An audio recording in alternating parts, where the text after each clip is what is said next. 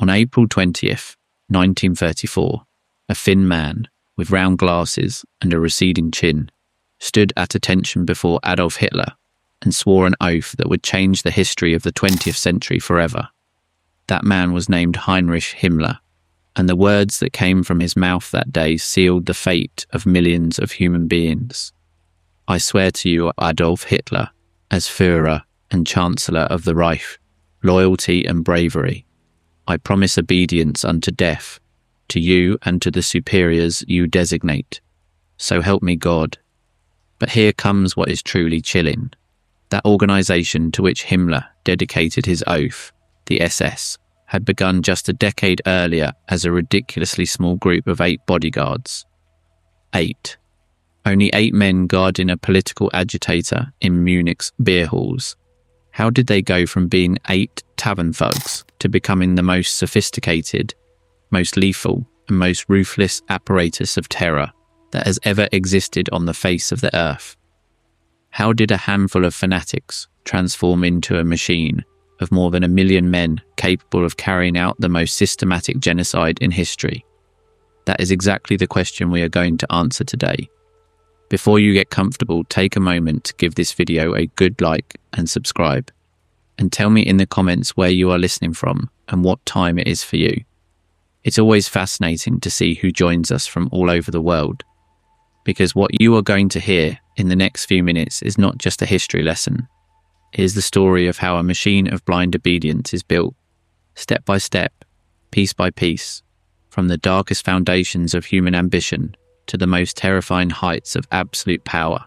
And to understand how the SS came to be what they were, we have to go way back, to a moment that most documentaries ignore, to the primeval chaos from which everything was born. Germany, 1918, the Great War is over.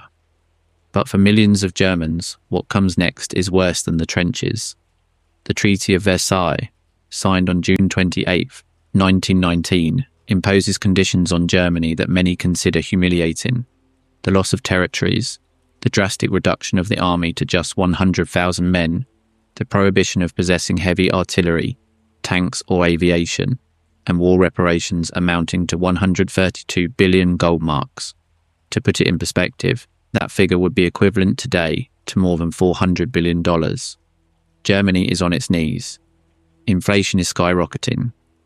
In 1923, a kilo of bread comes to cost 200 billion marks.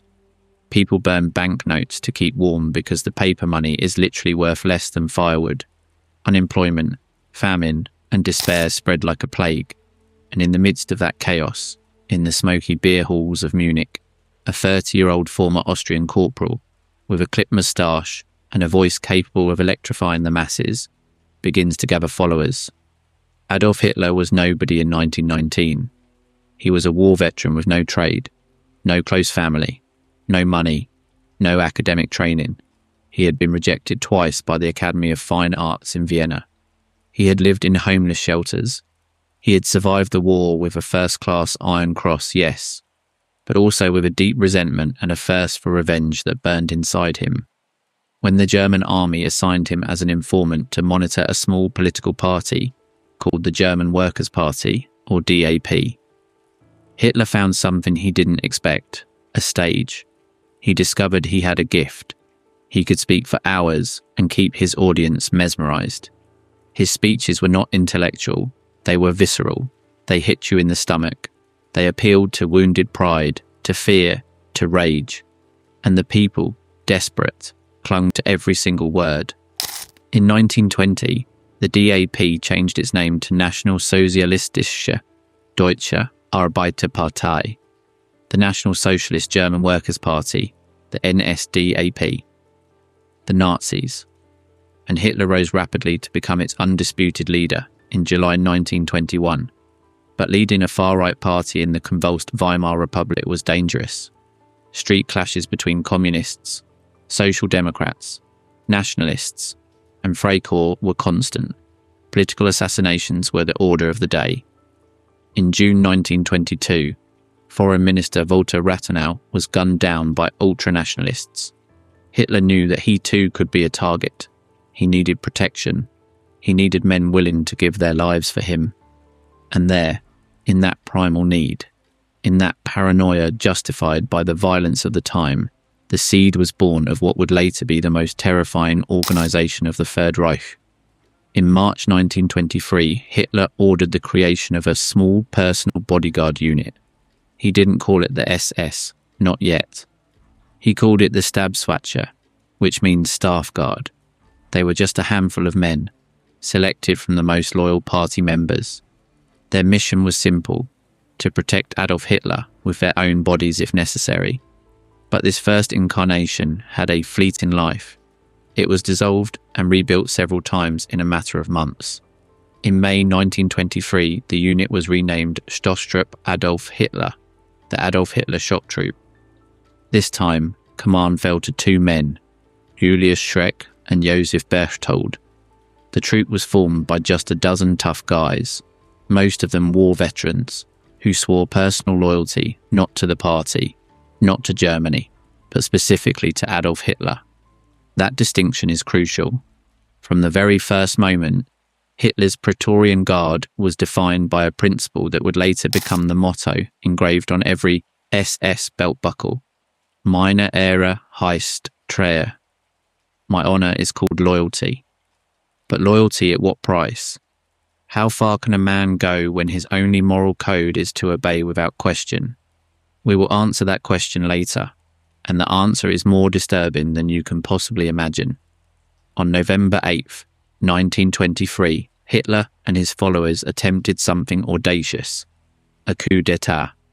What we know today as the Beer Hole Putsch or the Munich Putsch. The idea was to march on Berlin in the style of Mussolini's March on Rome the previous year and overthrow the government of the Weimar Republic. That night, Hitler burst into the Bürgerbrau Keller, a huge beer hall where the Bavarian state commissioner, Gustav von Kahr, was giving a speech. Hitler fired a shot into the ceiling, climbed onto the stage, and declared that the national revolution had begun. The Stoßtrupp Adolf Hitler was there, forming a cordon around its leader. Also present was Hermann Göring, the future head of the Luftwaffe, and Erich Ludendorff, the legendary general of the First World War, who gave the coup a veneer of military legitimacy. The next day, November 9th, the column of conspirators marched through the streets of Munich towards the Ministry of Defense. There were about 2,000 people. Upon reaching the Feldherrnhalle, a monumental hall in the city centre, they encountered a police cordon. Someone fired. The police responded. In a matter of seconds, 16 Nazis and 4 policemen lay dead on the cobblestones. Hitler threw himself to the ground, dislocated a shoulder, and fled. He was arrested 2 days later, hiding in the country house of Ernst Hanfstengel, a wealthy sympathiser. The Stoßtrupp was dissolved. The party was banned.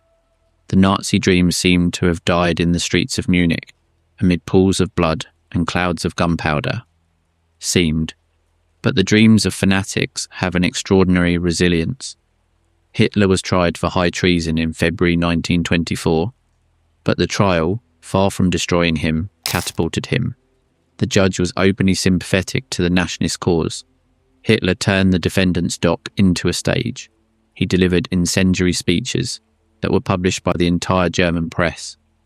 Overnight, he went from being a regional agitator to a national figure.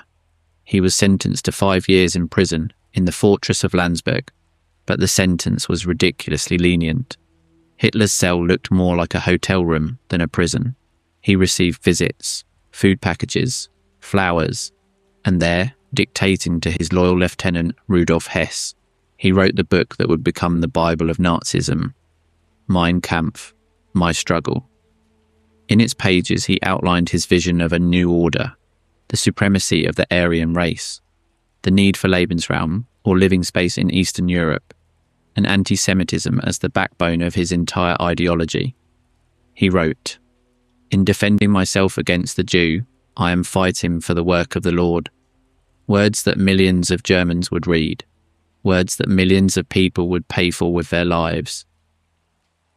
Hitler was released from Landsberg in December 1924, after serving only 9 months of his sentence. He came out transformed. He no longer believed in coup d'etat. He was now convinced that the path to power was through the ballot box, through legality, through the systematic infiltration of institutions. But to walk that path, he needed something more than a political party.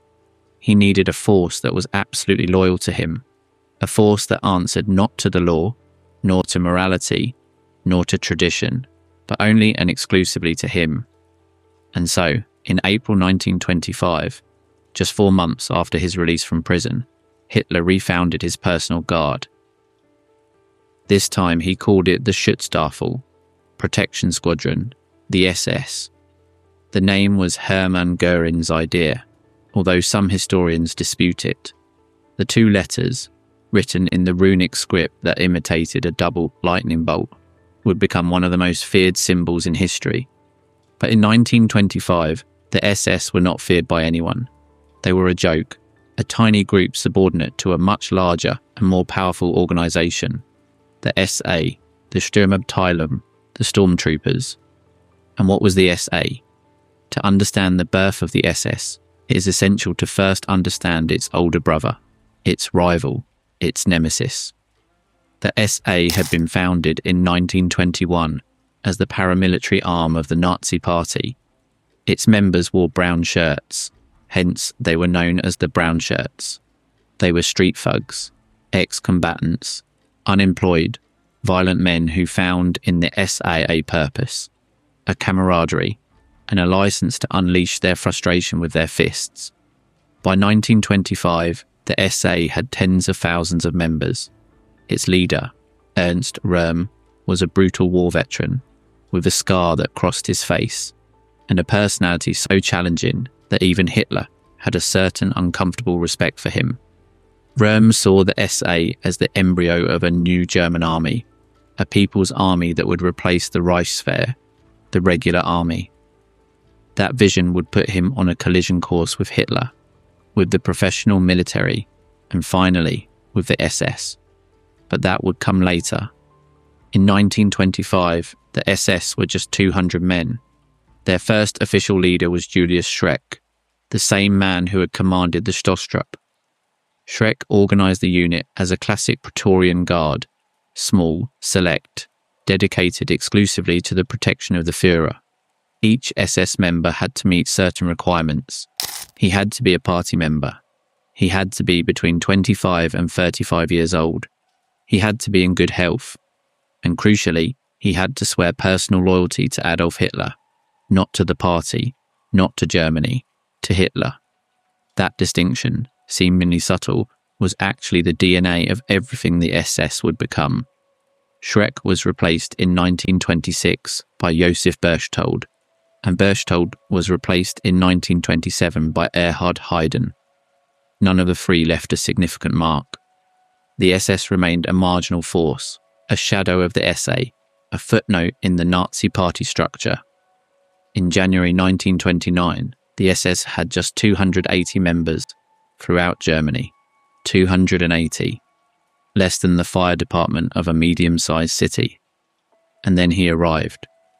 On January 6, 1929, Adolf Hitler appointed a new Reichsführer SS. A 28-year-old man, the son of a Munich high school teacher, educated in the best schools in Bavaria, with a degree in agronomy and a sickly obsession with racial purity, genealogy, Germanic runes, and the occult. A man who had not fought in the First World War because he was too young, but who compensated for that lack with an ideological fanaticism that surpassed even Hitler's in some respects. A man whom history would remember as the architect of the Holocaust, the builder of the concentration camp system, the mastermind behind the final solution. His name was Heinrich Himmler. And with his appointment, everything changed. Who really was Heinrich Himmler before becoming one of the greatest criminals in the history of humanity? This question is fundamental because the answer challenges many of the assumptions we tend to make about monsters. Himmler was not an obvious psychopath. He was not a brute like Röhm. He did not have Goebbels' demonic charisma or Heydrich's instinctive cruelty. He was, on the outside, an ordinary man, almost bland, short, thin, with a round face and metal-rimmed glasses that gave him the look of an accountant or a librarian. He spoke in a soft, almost monotonous voice. He did not smoke, barely drank, and led a personal life of astonishing mediocrity. His youthful diary, which is preserved in the archives, reveals an insecure young man, obsessed with girls but unable to approach them, fascinated by agriculture and chicken farming, and deeply influenced by the pseudo-scientific racial theories circulating in post-war nationalist circles. Heinrich Luitpold Himmler was born on October the 7th, 1900, in Munich, into a middle-class Catholic family. His father, Gebhard Himmler, was a professor of humanities and had been the tutor of Prince Heinrich of Bavaria, of the royal house of Wittelsbach. In fact, the young Heinrich was baptized with that name in honor of the prince who agreed to be his godfather. This connection with the Bavarian aristocracy marked Himmler from childhood. It instilled in him a reverential respect for hierarchy, tradition, and authority. His mother, Anna Maria Haider, was a devout and strict woman. The education Heinrich received was rigorous. Discipline, obedience, religious piety, and an almost obsessive sense of duty. In school, Himmler was a diligent but not brilliant student. He was physically weak, prone to illness, and compensated for his bodily fragility with a manic dedication to study and discipline. During the First World War, the young Himmler dreamed of being a soldier. He enlisted in a reserve regiment in 1917, at just 17 years old, but the war ended before he could see the front. That frustration haunted him all his life. He felt he had missed the defining experience of his generation. While men like Hitler, Goering, and Röhm had war scars and medals of valor, Himmler only had a uniform that never got muddy. That insecurity, that need to prove that he too was a warrior, fueled his later fanaticism. If he could not be a war hero, he would be the architect of a new order. If he could not wield a rifle in the trenches, he would wield power from a desk, and he would do it with a meticulousness that would chill even his own subordinates. After the war, Himmler studied agronomy at the Technical University of Munich. During those years, he immersed himself in the nationalist and anti-Semitic literature that proliferated in Germany. He read the Protocols of the Elders of Zion, a fraudulent text that purported to reveal a global Jewish conspiracy. He read Houston Stewart Chamberlain, the son-in-law of Richard Wagner, whose theories on Aryan racial superiority had profoundly influenced pan-Germanism. He read Jörg Lanz von Liebenfels, a former Cistercian monk who published a magazine called Ostara, full of fantasies about superior races and purity of blood. And of course, he read Mein Kampf. Each of these readings cemented in Himmler's mind a worldview that divided the world into superior and inferior races, into pure Aryans and subhumans, into a manifest Germanic destiny and an existential Jewish threat. Himmler did not question these ideas. He absorbed them with the same diligence with which he took notes in his agronomy classes. He classified them, organized them, systematized them, and years later, he would apply that same methodical agronomist's mentality to the classification, organization, and extermination of human beings. In 1923, Himmler participated in the Beer Hall Putsch. He was there, in the streets of Munich, carrying a banner of the Reich. He did not shoot, he was not wounded, but he was present. That participation gave him credentials within the Nazi movement. After the failure of the coup, he formally joined the party and began to rise slowly in the organizational structure. He worked as a secretary and organizer at various levels of the party. He was efficient, meticulous, and absolutely loyal. He had no charisma, but he had something more valuable for a leader like Hitler. He was predictable, he was reliable, and he was tireless. If you had been inside the SS, surrounded by propaganda, power, and fear, would you have followed orders, or would you have questioned the system? Leave it in the comments. When Hitler appointed him Reichsführer SS, on January 6, 1929. Himmler was 28 years old and the SS had 280 members. When the war ended 16 years later, the SS would have more than 1 million men under their command, control an economic empire of slave labour camps, manage the most feared secret police in the world, and have carried out the industrialised murder of 6 million Jews, along with millions of Roma, Slavs, disabled people, homosexuals, and political prisoners. How did he do it? How did he transform 280 men into 1 million? How did he turn an insignificant corps guard into the executive arm of absolute evil? The answer lies in Himmler's vision, because Himmler did not see the SS as a simple security force. He saw them as something much more ambitious, much grander, much more delusional. Himmler saw the SS as a chivalric order, a new racial aristocracy, a biological elite destined to rule Europe for 1,000 years. If Hitler dreamed of a 1,000-year Reich, Himmler dreamed of being the Grand Master of the order that would make it possible. And to build that order, he needed 3 things: selection, indoctrination, and structure. All 3 he implemented with terrifying efficiency. Let's start with selection. The first thing Himmler did upon taking command was to impose brutally strict entry criteria. Until then, any party member could join the SS. Himmler changed that from the root.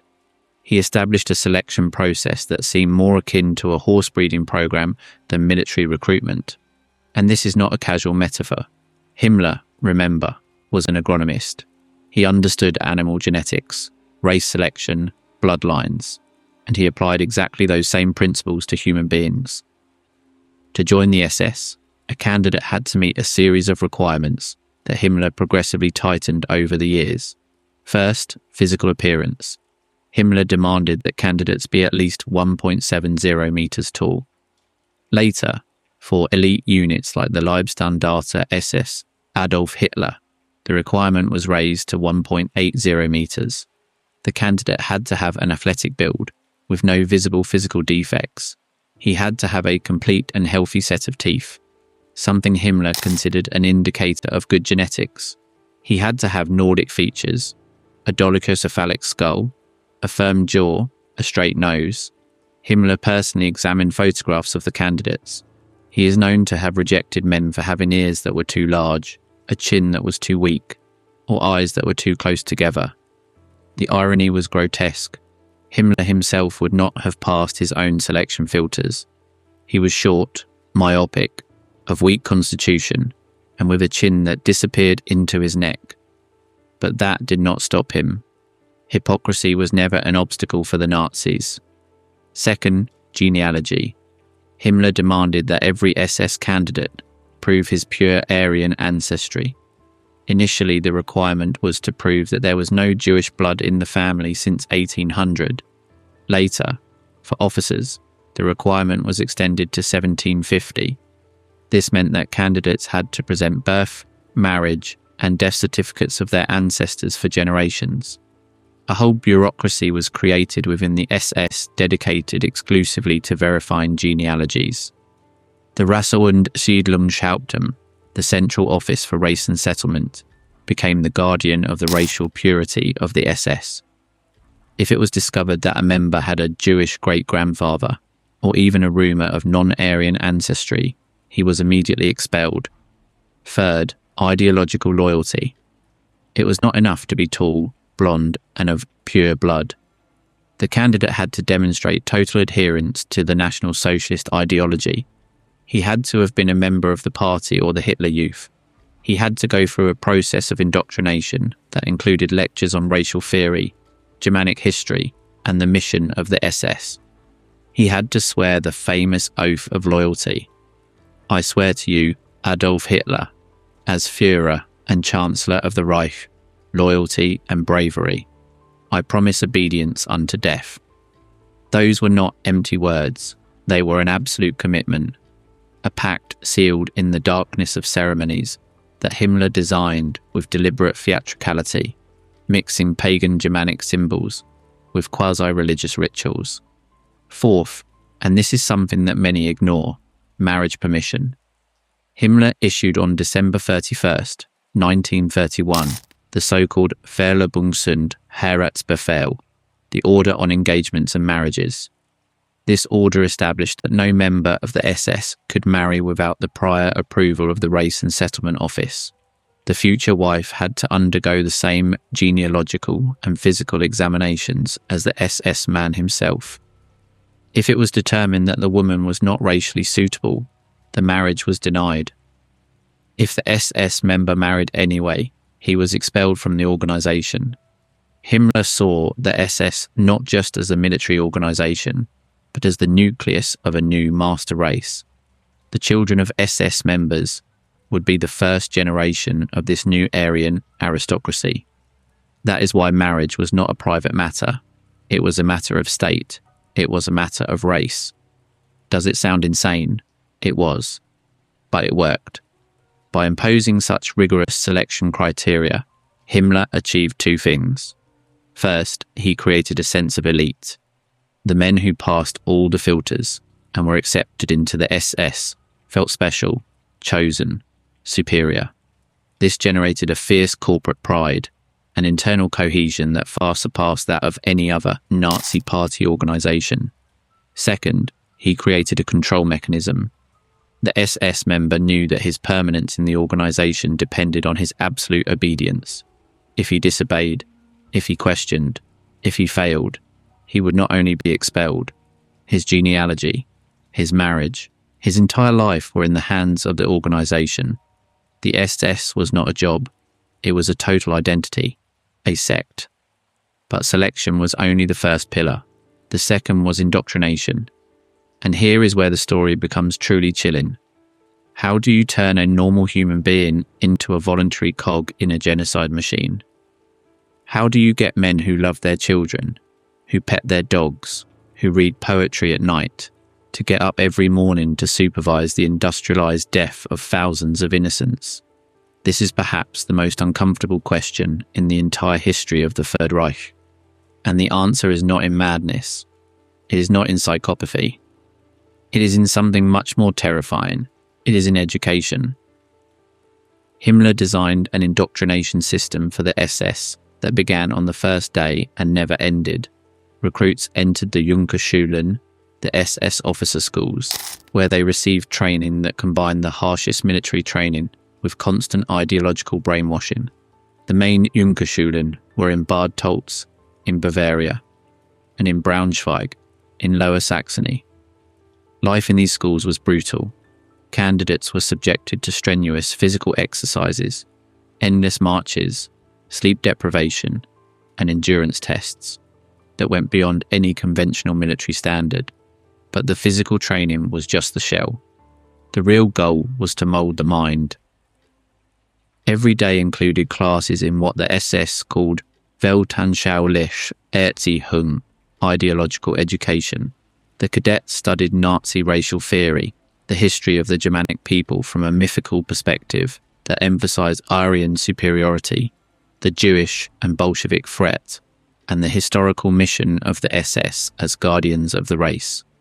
They were taught that Jews were not complete human beings, but parasites, a biological threat that had to be eliminated for the survival of the German people. They were taught that compassion for the racial enemy was a weakness, a betrayal. They were taught that obedience to the Führer was a supreme value that transcended any individual moral consideration. An SS instruction manual stated textually, "The most basic SS member must be aware that the most dangerous ideology is that of the Church, that of the humanists. Compassion for the enemies of the people is the greatest treason to the people." Do you understand the magnitude of what that means? Generations of young people were being trained to consider compassion a defect, empathy as a disease, humanity as a weakness that had to be eradicated. And it was not done in a hurry or clumsily. It was done methodically, day after day, month after month, year after year, until the dehumanization of the other became as natural as breathing. Himmler also introduced rituals and ceremonies that reinforced the corporate identity of the SS. Summer and winter solstices were celebrated with bonfires and oaths. imitating supposed pagan Germanic rituals.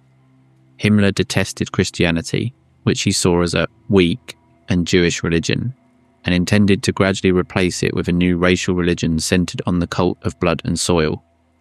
The marriages of the SS were not celebrated in churches, but in civil ceremonies designed by their organization, with runes, torches, and oaths on an SS honor dagger.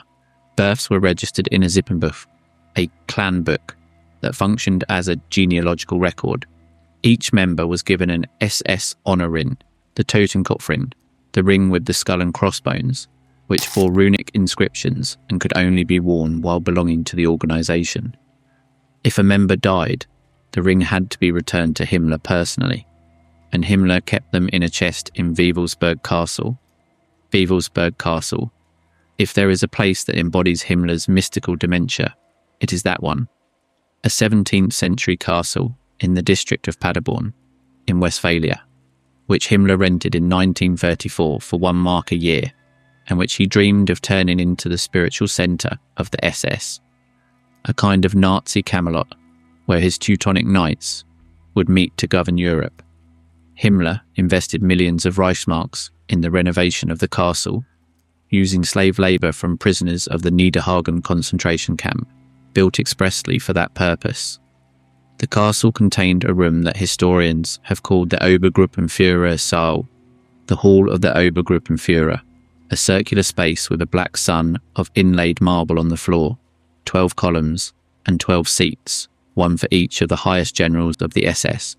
Below this room was a crypt, with a circular well and ventilation chimneys, whose exact function is still debated by historians. Some believe it was intended for funeral rituals, for the SS leaders.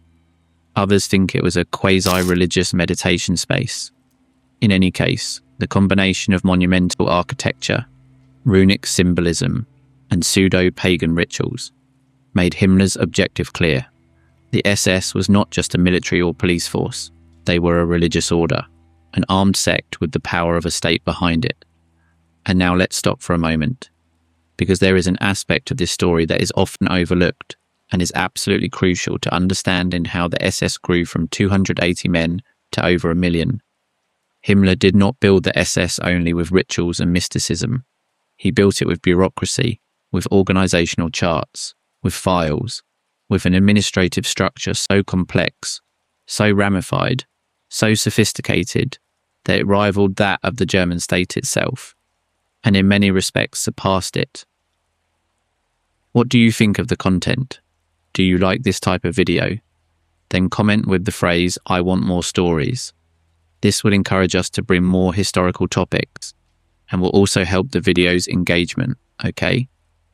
Also, don't forget to subscribe to the channel, activate the bell and leave your like so that YouTube continues to recommend our videos to you. When Himmler took command in 1929, the SS was a flat organisation, without clear hierarchies beyond the distinction between officers and troops. Himmler changed that completely. He created a rank structure parallel to the armies, but with its own nomenclature. An SS private was not a soldat, but an SS man. A corporal was not an Unteroffizier, but an SS Sturmmann, and so on, climbing a pyramid of ranks that reached the Reichsführer SS himself at the top. Each rank had its insignia, its privileges, and its responsibilities. Each rank was separated from the next by an abyss of protocol and deference. The structure created a fierce discipline, and at the same time, a ladder of incentives. The SS man always had something to fight for, another rung to climb, a higher grade to achieve, and each promotion required greater loyalty, greater commitment, greater obedience. But beyond ranks, Himmler organized the SS into territorial units that replicated Germany's administrative structure. Each Nazi Party district had its corresponding SS unit. The SS was initially divided into the SS Verfügungstruppe, troops at disposal for military use, the SS Totenkopfverbände, skull units in charge of concentration camps, and the Allgemeine SS, the General SS, which was the main branch, largely formed by part-time volunteers, who maintained their civilian jobs. Each of these branches had its own chain of command, its own budgets, and its own functions. But they all answered ultimately to Himmler, and Himmler answered only to Hitler. This dual structure was deliberate. Hitler governed by creating rival power centres that competed with each other, and precisely because of that competition depended on his arbitration. The SS and the SA, the SS and the army, the SS and the regular police.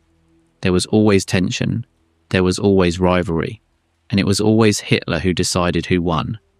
The SS under Himmler proved to be the most useful tool of all because they combined fanatical loyalty with bureaucratic efficiency. The SA were chaotic, undisciplined, prone to uncontrolled violence. The army was professional, but not necessarily loyal to the party. The SS were both, disciplined and devout, and that made them indispensable. By 1932, just 3 years after Himmler took command, the SS already had more than 52,000 members, a growth from 280 to 52,000 in 3 years, an increase of almost 18,500%. How is this explosive growth explained? Several factors converged. The economic crisis of 1929, the Great Depression, had devastated Germany. Unemployment reached 30%. Millions of young men had no job, no future, no hope. The SS offered all that: a purpose, an identity, a community. The black uniforms, the gleaming insignia, the tall boots, the parades to the rhythm of drums. All this gave men broken by the crisis a reason to feel proud, and the promise of a 1,000-year Reich gave them something that the Weimar Republic could not offer: a future. But the numerical growth was only part of the story. More important was the growth in power. And the decisive moment, the moment when the SS ceased to be a subordinate force to become a dominant force, had a name and a date: the Night of the Long Knives. From June 30th to July 2nd, 1934. What happened during those 3 days that forever changed the balance of power in the Third Reich? What colossal betrayal was plotted in the shadows for an entire organisation to be decapitated in a matter of hours? The answer involves jealousy, paranoia, ambition, sex, politics, and the kind of brutality that is only possible when a state has stripped itself of all moral restraint. To understand the Night of the Long Knives, one must understand the conflict between the SS and the SA. And to understand that conflict, one must understand Ernst Röhm. Röhm was one of the early Nazis. He had been with Hitler since the early days, from the Munich beer halls, from before the 1923 putsch. He was an army captain, a real soldier, with war wounds and a toughness that no one questioned. After the failure of the coup, Röhm had distanced himself from Hitler and had spent several years in Bolivia as a military advisor.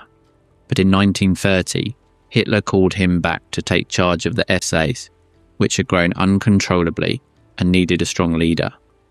Röhm accepted and returned to Germany as Stabschef, Chief of Staff of the SA.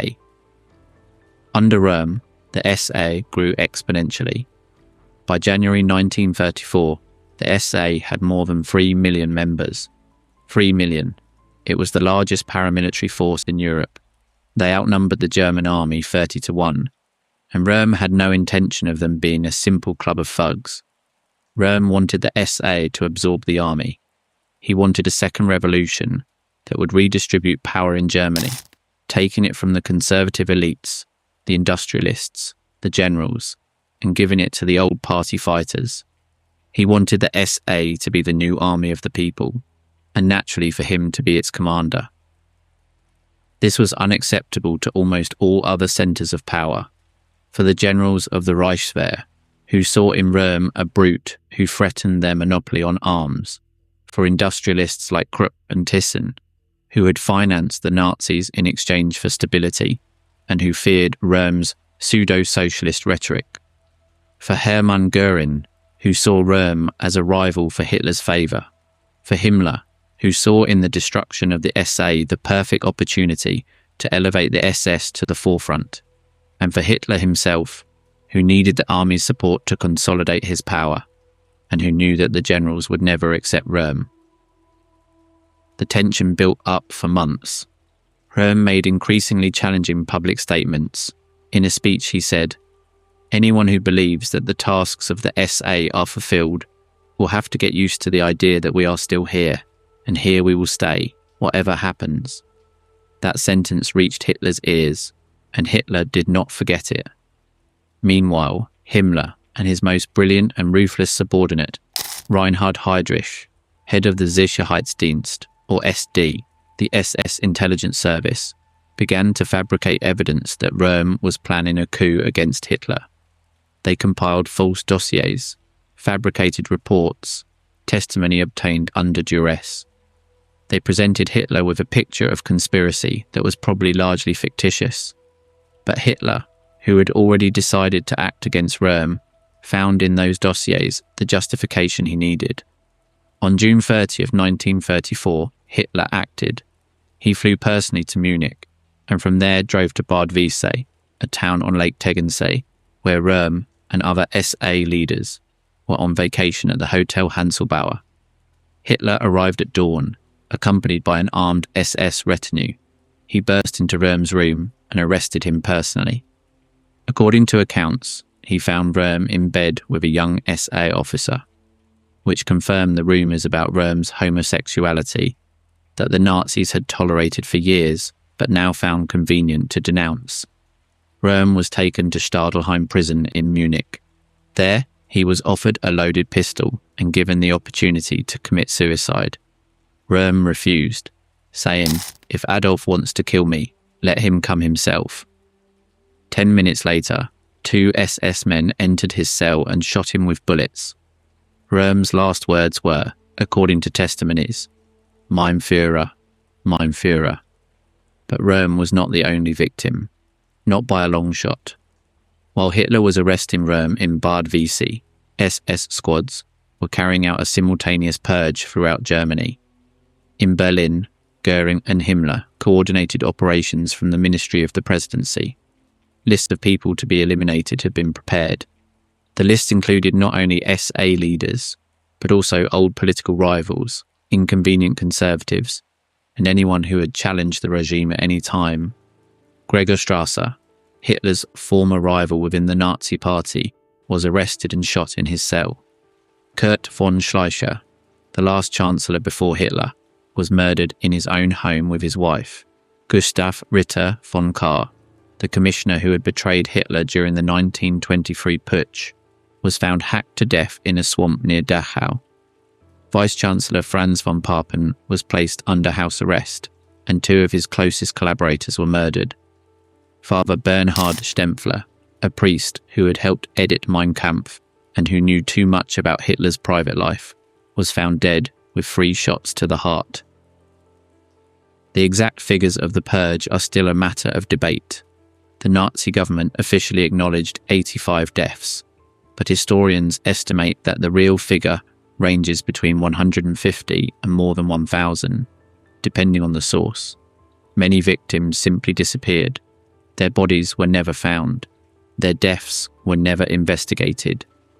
On July 13th, 1934, just 2 weeks after the massacre, Hitler appeared before the Reichstag and delivered a speech in which he justified the purge as a necessary measure to save Germany from a conspiracy.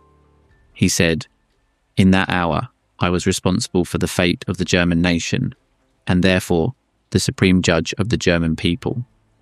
The Reichstag gave a standing ovation. A law was passed retroactively declaring the murders as legal state emergency measures. Mass murder was legalized, as simple as that, as quick as that, as terrifying as that. And for the SS, the Night of the Long Knives was a colossal victory. They had proven their usefulness. They had proven they were capable of killing on command, without hesitation, without remorse, without questions. They had eliminated their main rival, the SA, which after the purge was neutered, reduced to a ceremonial organisation without real power. And as a reward, on July 20th, 1934, Just 3 weeks after the massacre, Hitler issued a decree that elevated the SS to the status of an independent organization within the NSDAP. They were no longer subordinate to the SA. They answered directly to Hitler. Himmler had achieved what he always wanted. The SS were free, and they were more dangerous than ever. But wait, because what comes next is even worse. If the night of the long knives was the moment that SS showed what they were capable of, what followed was the moment they began to build the infrastructure of terror that would define the Third Reich. Did you know that concentration camps existed from the first year of the Nazi government? Most people associate the camps with the Holocaust, with the Second World War, with the gas chambers and the crematoria. But the reality is that the first concentration camp opened just weeks after Hitler came to power. On January 30th, 1933, Adolf Hitler was appointed Chancellor of Germany.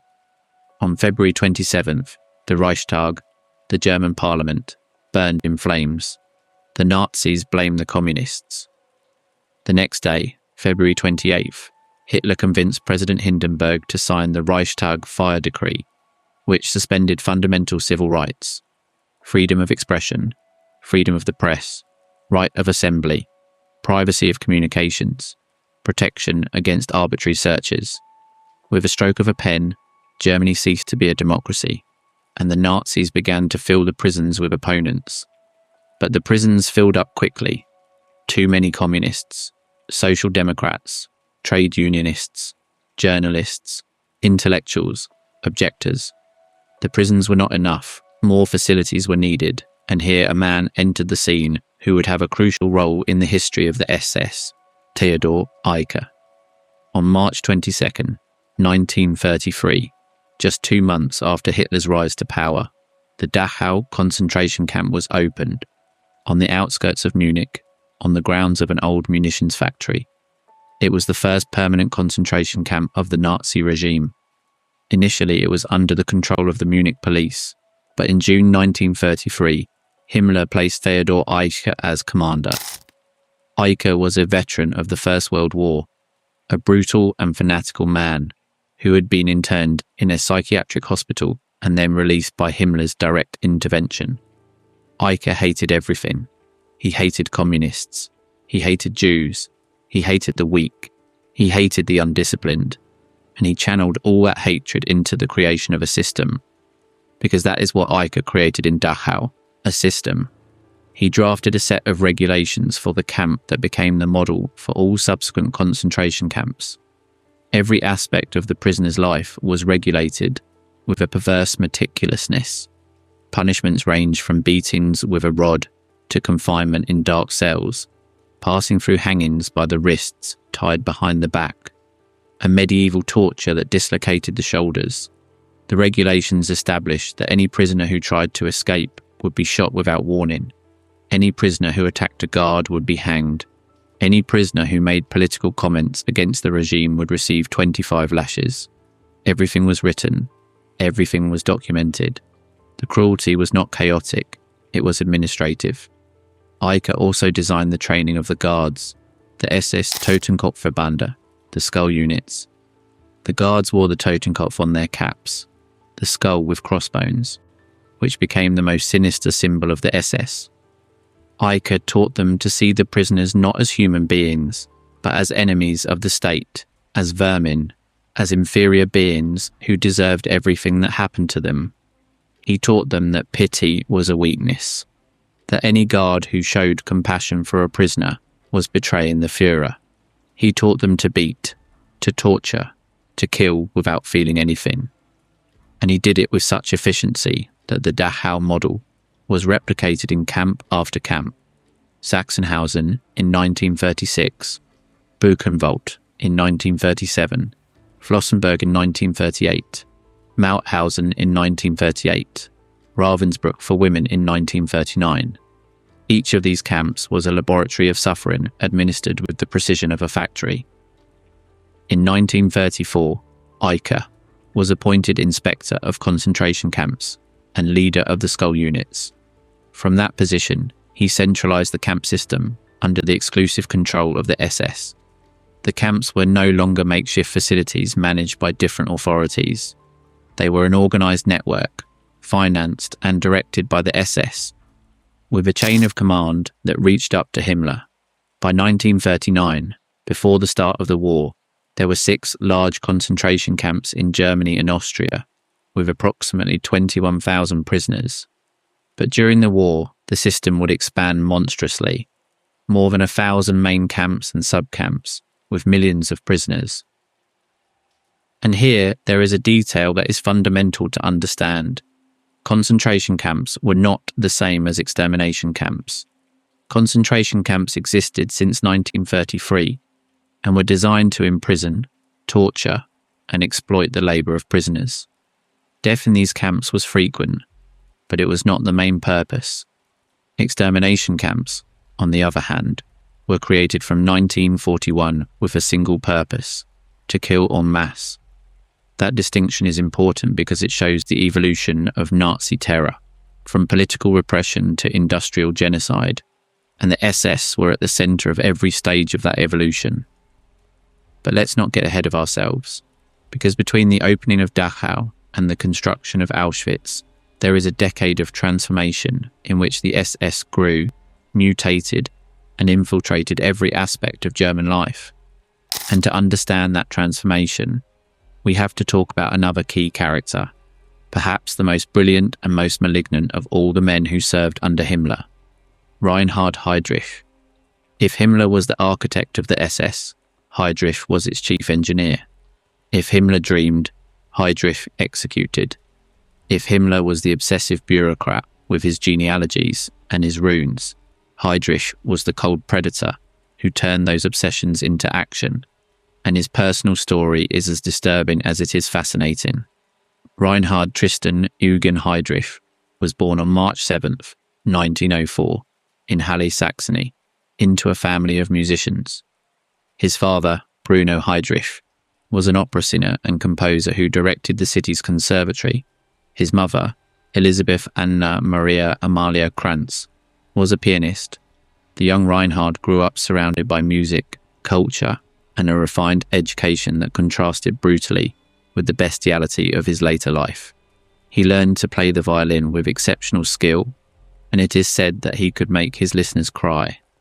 Years later, on Berlin nights, at the SD headquarters on Prince Albrechtstrasse, while his subordinates interrogated prisoners in the cellars, Heydrich would take out his violin and play pieces by Mozart and Haydn, with a delicacy that made those who listened tremble. A man capable of drawing tears, with a violin bow, and taking lives with a signed order.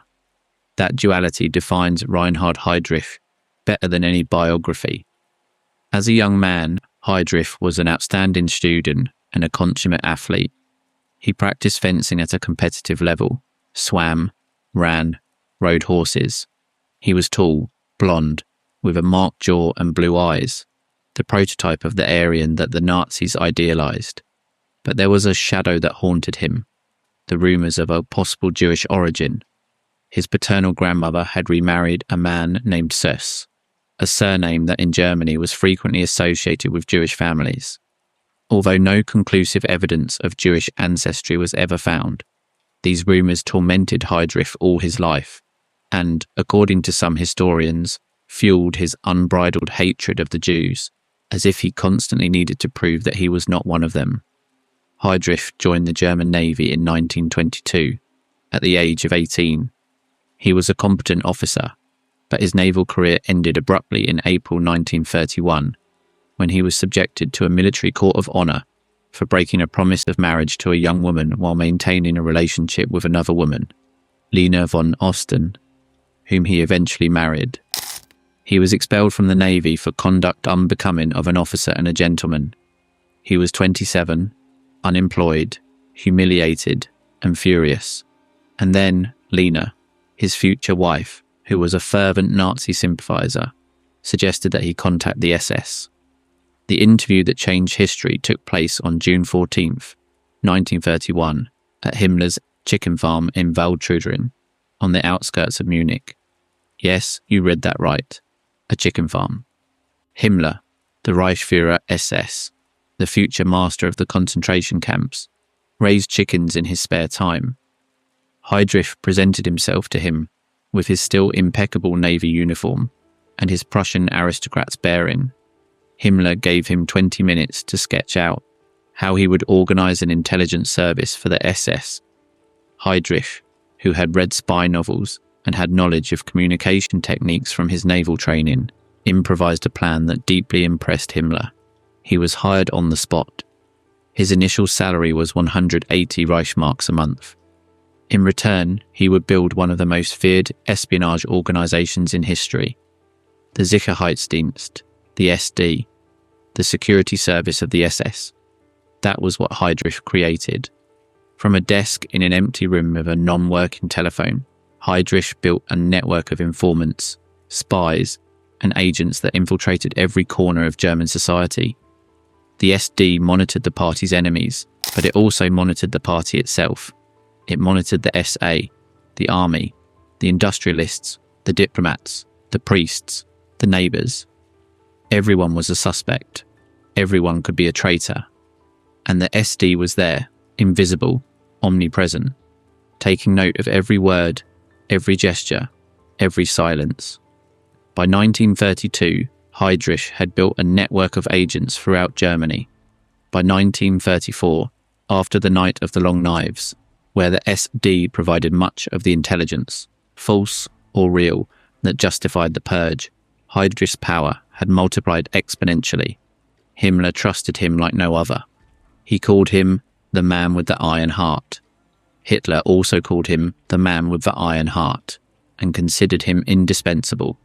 Others called him by other names: the Blonde Beast, the Butcher of Prague, the most dangerous man in the Third Reich. Even within the Nazi ranks themselves, Heydrich was feared. Admiral Wilhelm Canaris, head of the Abwehr, the military intelligence, was his neighbour in Berlin and played croquet with him on Sundays. But he confessed in private that Heydrich gave him a shiver down his spine. Karl Jacob Burckhardt, a Swiss diplomat who met him, described him as a young malignant god of death. And why was he so dangerous? Because Heydrich was not just cruel, he was intelligent, extraordinarily intelligent. He understood power like few in the Third Reich. He understood that real power was not in speeches or parades, but in information. Whoever controls the information controls everything, and Heydrich controlled the information. But there is something more, something that connects Heydrich with the deepest transformation of the SS, the one that turned them from a party organization into a state force. And to understand that connection, we have to talk about a process that occurred between 1933 and 1936, and which many historians consider one of the most astute political moves of the entire Third Reich: the fusion of the SS with the German police. When Hitler came to power in January 1933, Germany had a decentralized police system. Each German state, each land, had its own police. The police of Prussia was different from that of Bavaria, which was different from that of Saxony. There was no unified national police. Himmler saw an opportunity in that fragmentation. If he managed to unify the police under his command, the SS would cease to be a party organization and become a state force with legal power, with a state budget, with authority over the life and death of every German citizen. The process began in Bavaria. In March 1933, just 2 months after Hitler came to power, Himmler was appointed chief of the Munich police, and shortly after, of the entire Bavarian police. He immediately placed Heydrich at the head of the Bavarian political police. From that position, Himmler began to expand. State by state, land by land, he took control of the regional police forces. In some cases, he achieved it by direct appointment. In others, by political pressure. In others, simply by placing SS men in key positions until the local police was de facto an extension of the SS. The grand prize was Prussia. Prussia was the largest state in Germany, and its political police, the Geheime Staatspolizei, the secret state police, was the most powerful in the country. Its abbreviated name, Gestapo. The Gestapo had been created by Hermann Göring in April 1933, when he was Prussia's Minister of the Interior. Göring conceived it as his personal instrument of power, but Himmler wanted it. And in April 1934, after months of political manoeuvring, Göring agreed to transfer control of the Gestapo to Himmler in exchange for concessions in other areas. Himmler appointed Heydrich as head of the Gestapo, and with that appointment, the final piece of the puzzle fell into place. On June 17, 1936, Hitler issued a decree appointing Himmler Chef der Deutschen Polizei, Chief of the German Police. It was an unprecedented title. Never before had one man controlled all the police forces of Germany. Himmler was now simultaneously Reichsführer SS and Chief of all the police. The SS and the police had merged. The line between the party and the state had been erased. Himmler reorganized the police into two main branches: the Ordnungspolizei, the order police, the regular uniformed police, under the command of Kurt Delloege, and the Sicherheitspolizei, the security police, which included the Gestapo and the Kriminalpolizei, the criminal police, under the command of Heydrich. Both branches answered to Himmler, and Himmler answered to Hitler. Nobody else. Do you understand the magnitude of what this meant? In a democracy, the police answered to the law. In the Third Reich, the police answered to a man who believed in racial purity, in the elimination of undesirables, and in blind obedience to the Führer. The police no longer protected the citizens. The police protected the regime from the citizens. And the main tool of that protection was terror. The Gestapo became synonymous with fear. With just 32,000 agents for a country of over 60 million inhabitants, the Gestapo could not watch everyone. It didn't need to. Its real power lay not in direct surveillance, but in the perception of omnipresence. The Germans believed the Gestapo was everywhere. They believed that any conversation could be heard, any letter intercepted, any gesture interpreted as treason. And that belief, that fear, was more effective than a million agents. People self-censored. They watched themselves. Neighbours denounced neighbours. Co-workers denounced co-workers. Children denounced parents. Historian Robert Galately has documented that a significant proportion of Gestapo investigations were initiated not by espionage or surveillance, but by voluntary denunciations from ordinary citizens. The Gestapo did not need spies. It had something better. It had a whole terrified society doing the dirty work for it. And here arises a question that is perhaps the most uncomfortable of all. How much responsibility did the common citizen have in the functioning of this system? Were the Germans victims of Nazi terror, or were they accomplices? Where does forced obedience end and voluntary collaboration begin? There is no simple answer.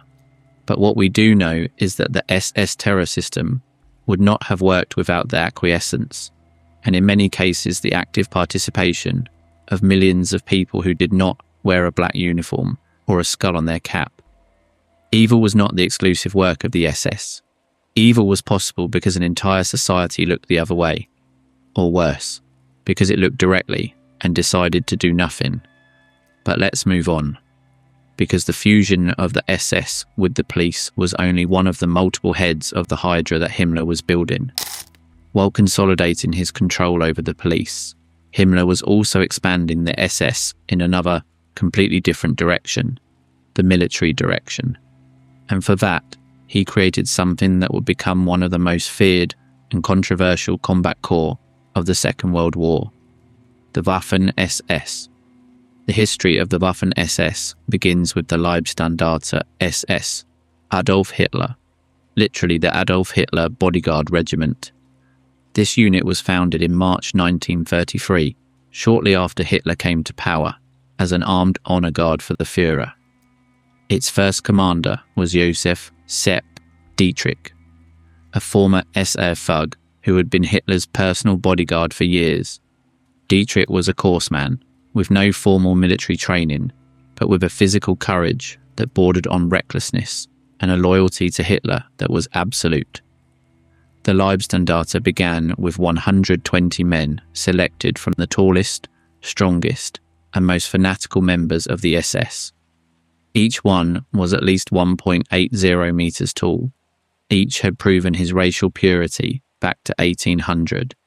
Each had sworn to die rather than retreat a single step. The Leibstandarte participated in the Night of the Long Knives as one of the executing units. It was the Leibstandarte that shot 6 SA leaders in the Stadelheim prison in Munich. It was the Leibstandarte that carried out the death orders without hesitation. And it was that demonstration of blind obedience that convinced Hitler that he needed more units like it.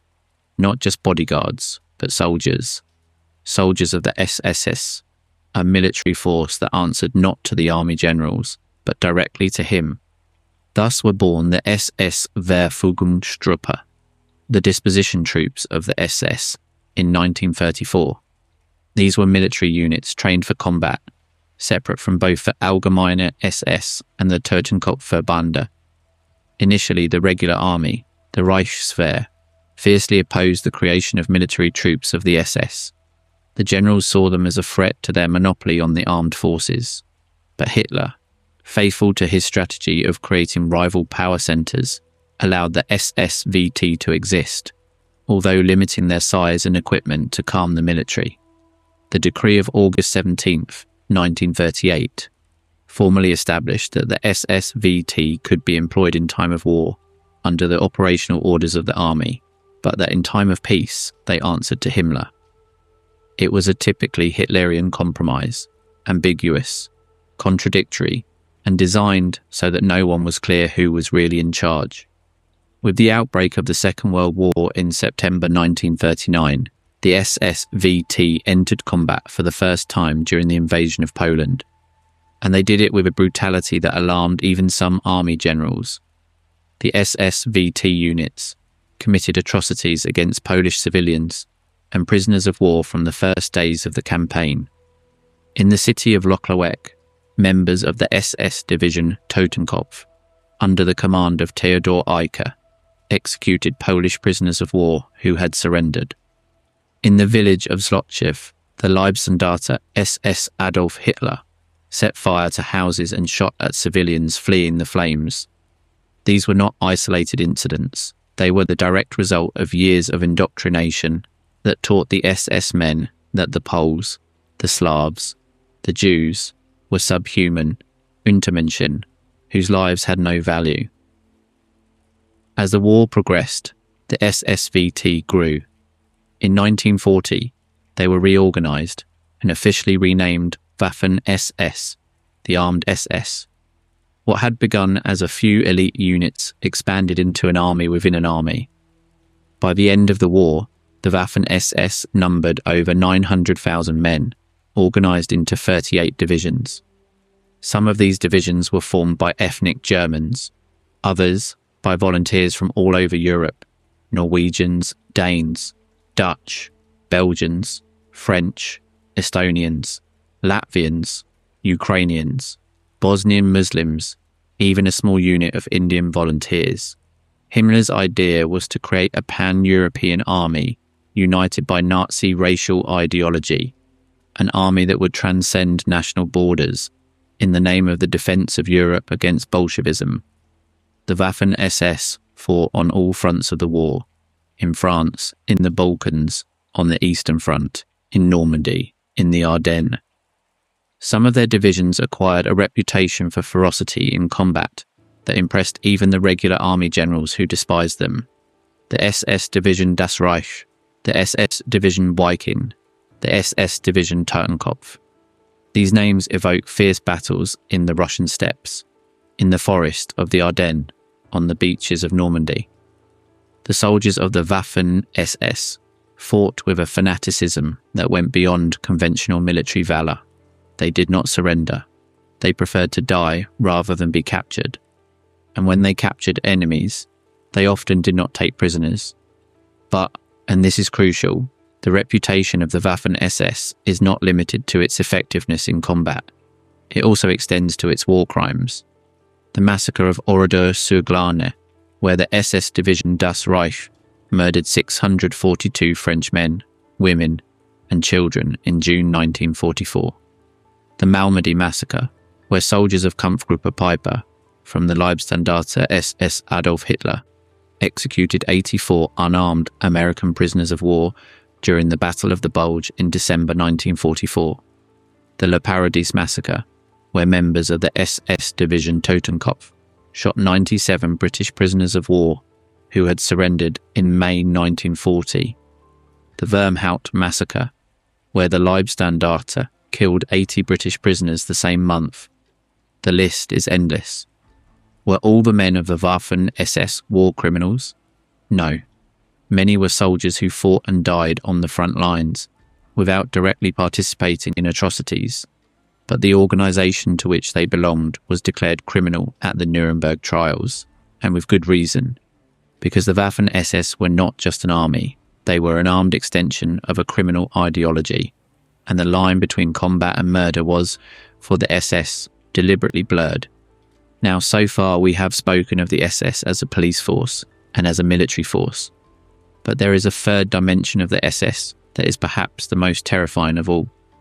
A dimension that turned the SS not only into the armed wing of Nazism, but into the architect and executor of the greatest crime in the history of humanity, the Holocaust.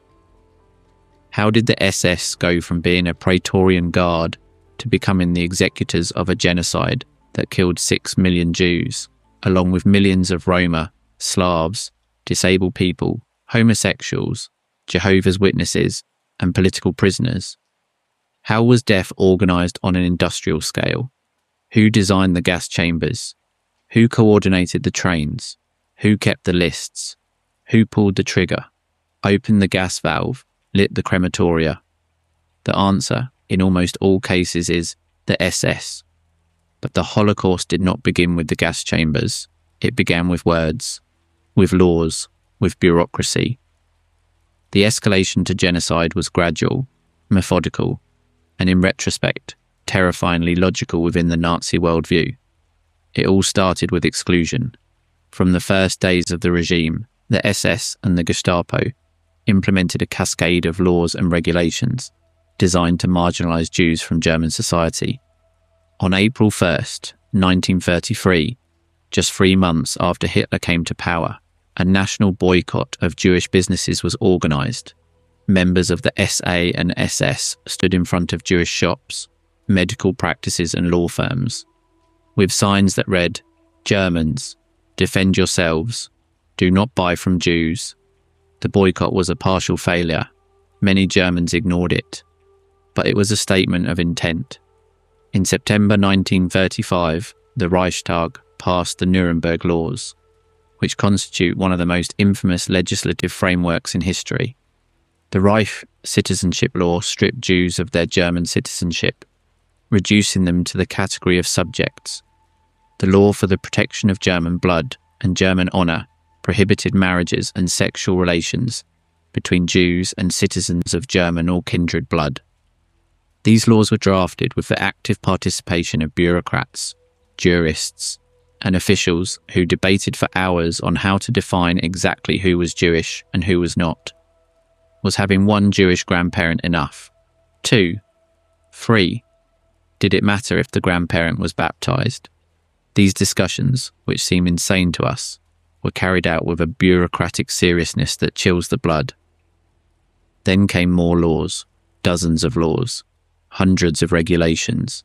Jews were excluded from civil service, medicine, law, education, journalism. They were forbidden to go to the cinema, the swimming pool, the park. They were forced to add Israel, or Sarah, to their names to facilitate their identification.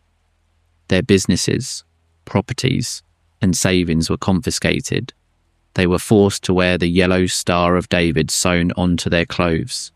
Each new law, each new restriction, was another step on the ladder to the abyss, and the SS were there, on every step, making sure that no one could stop, that no one could go back, that the descent was irreversible. On November 9th, 1938, that escalation reached a turning point. Kristallnacht, the night of broken glass, The pretext was the assassination of Ernst vom Rath, a German diplomat in Paris, at the hands of Herschel Greenspan, a young Polish-German Jew whose parents had been deported from Germany. Joseph Goebbels, the Minister of Propaganda, used the assassination to unleash a nationwide pogrom. That night, and over the following days, mobs organised by the SA, the SS, and the Hitler Youth attacked synagogues, businesses, and Jewish homes throughout Germany and Austria. More than 1,400 synagogues were burned or destroyed. Some 7,500 Jewish shops were looted and destroyed. At least 91 Jews were murdered, although the real figure was probably higher, and approximately 30,000 Jewish men were arrested and sent to concentration camps. Dachau, Buchenwald, Sachsenhausen. But what made Kristallnacht truly perverse was not just the violence, it was what came after. The Nazi government blamed the Jews themselves for the riots. A collective fine of 1 billion Reichsmarks was imposed on them as reparation for the damages caused. Yes, the victims had to pay for their own destruction. Furthermore, they were prohibited from collecting insurance indemnities for the damages suffered. That money was confiscated by the state. Kristallnacht was the moment when it became clear, for anyone willing to see it, that the Nazi regime was not simply seeking to discriminate against the Jews. It sought to destroy them, economically first, physically later. Reinhard Heydrich was appointed by Göring on January 24, 1939, to coordinate the forced emigration of German Jews. Heydrich already directed the Reich Security Main Office, the Reichssicherheitshauptamt, or RSHA, created in September 1939, which unified under a single command the SD, the Gestapo, and the Kriminalpolizei. The RSHA was the operational brain of the entire SS terror apparatus, and within the RSHA, one section would be specifically responsible for the Jewish question, Section 4B4, led by a mid-ranking SS officer, a grey and meticulous bureaucrat whose name would become synonymous with the banality of evil. Adolf Eichmann.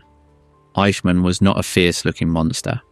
He was a man of medium height, an anodyne face, glasses, dark hair combed back. He looked like a bank clerk, and in a way he was, an employee whose merchandise was human beings. Eichmann was the logistician of the Holocaust, the man who organised the trains, the man who coordinated the deportations, the man who made sure the cattle cars were full, that the schedules were met, that the shipments reached their destination. When Hannah Arendt covered his trial in Jerusalem in 1961 and coined the famous expression, the banality of evil, she was referring to exactly this, the capacity of the SS system to turn mass murder into an administrative procedure, into an office routine, into a desk job.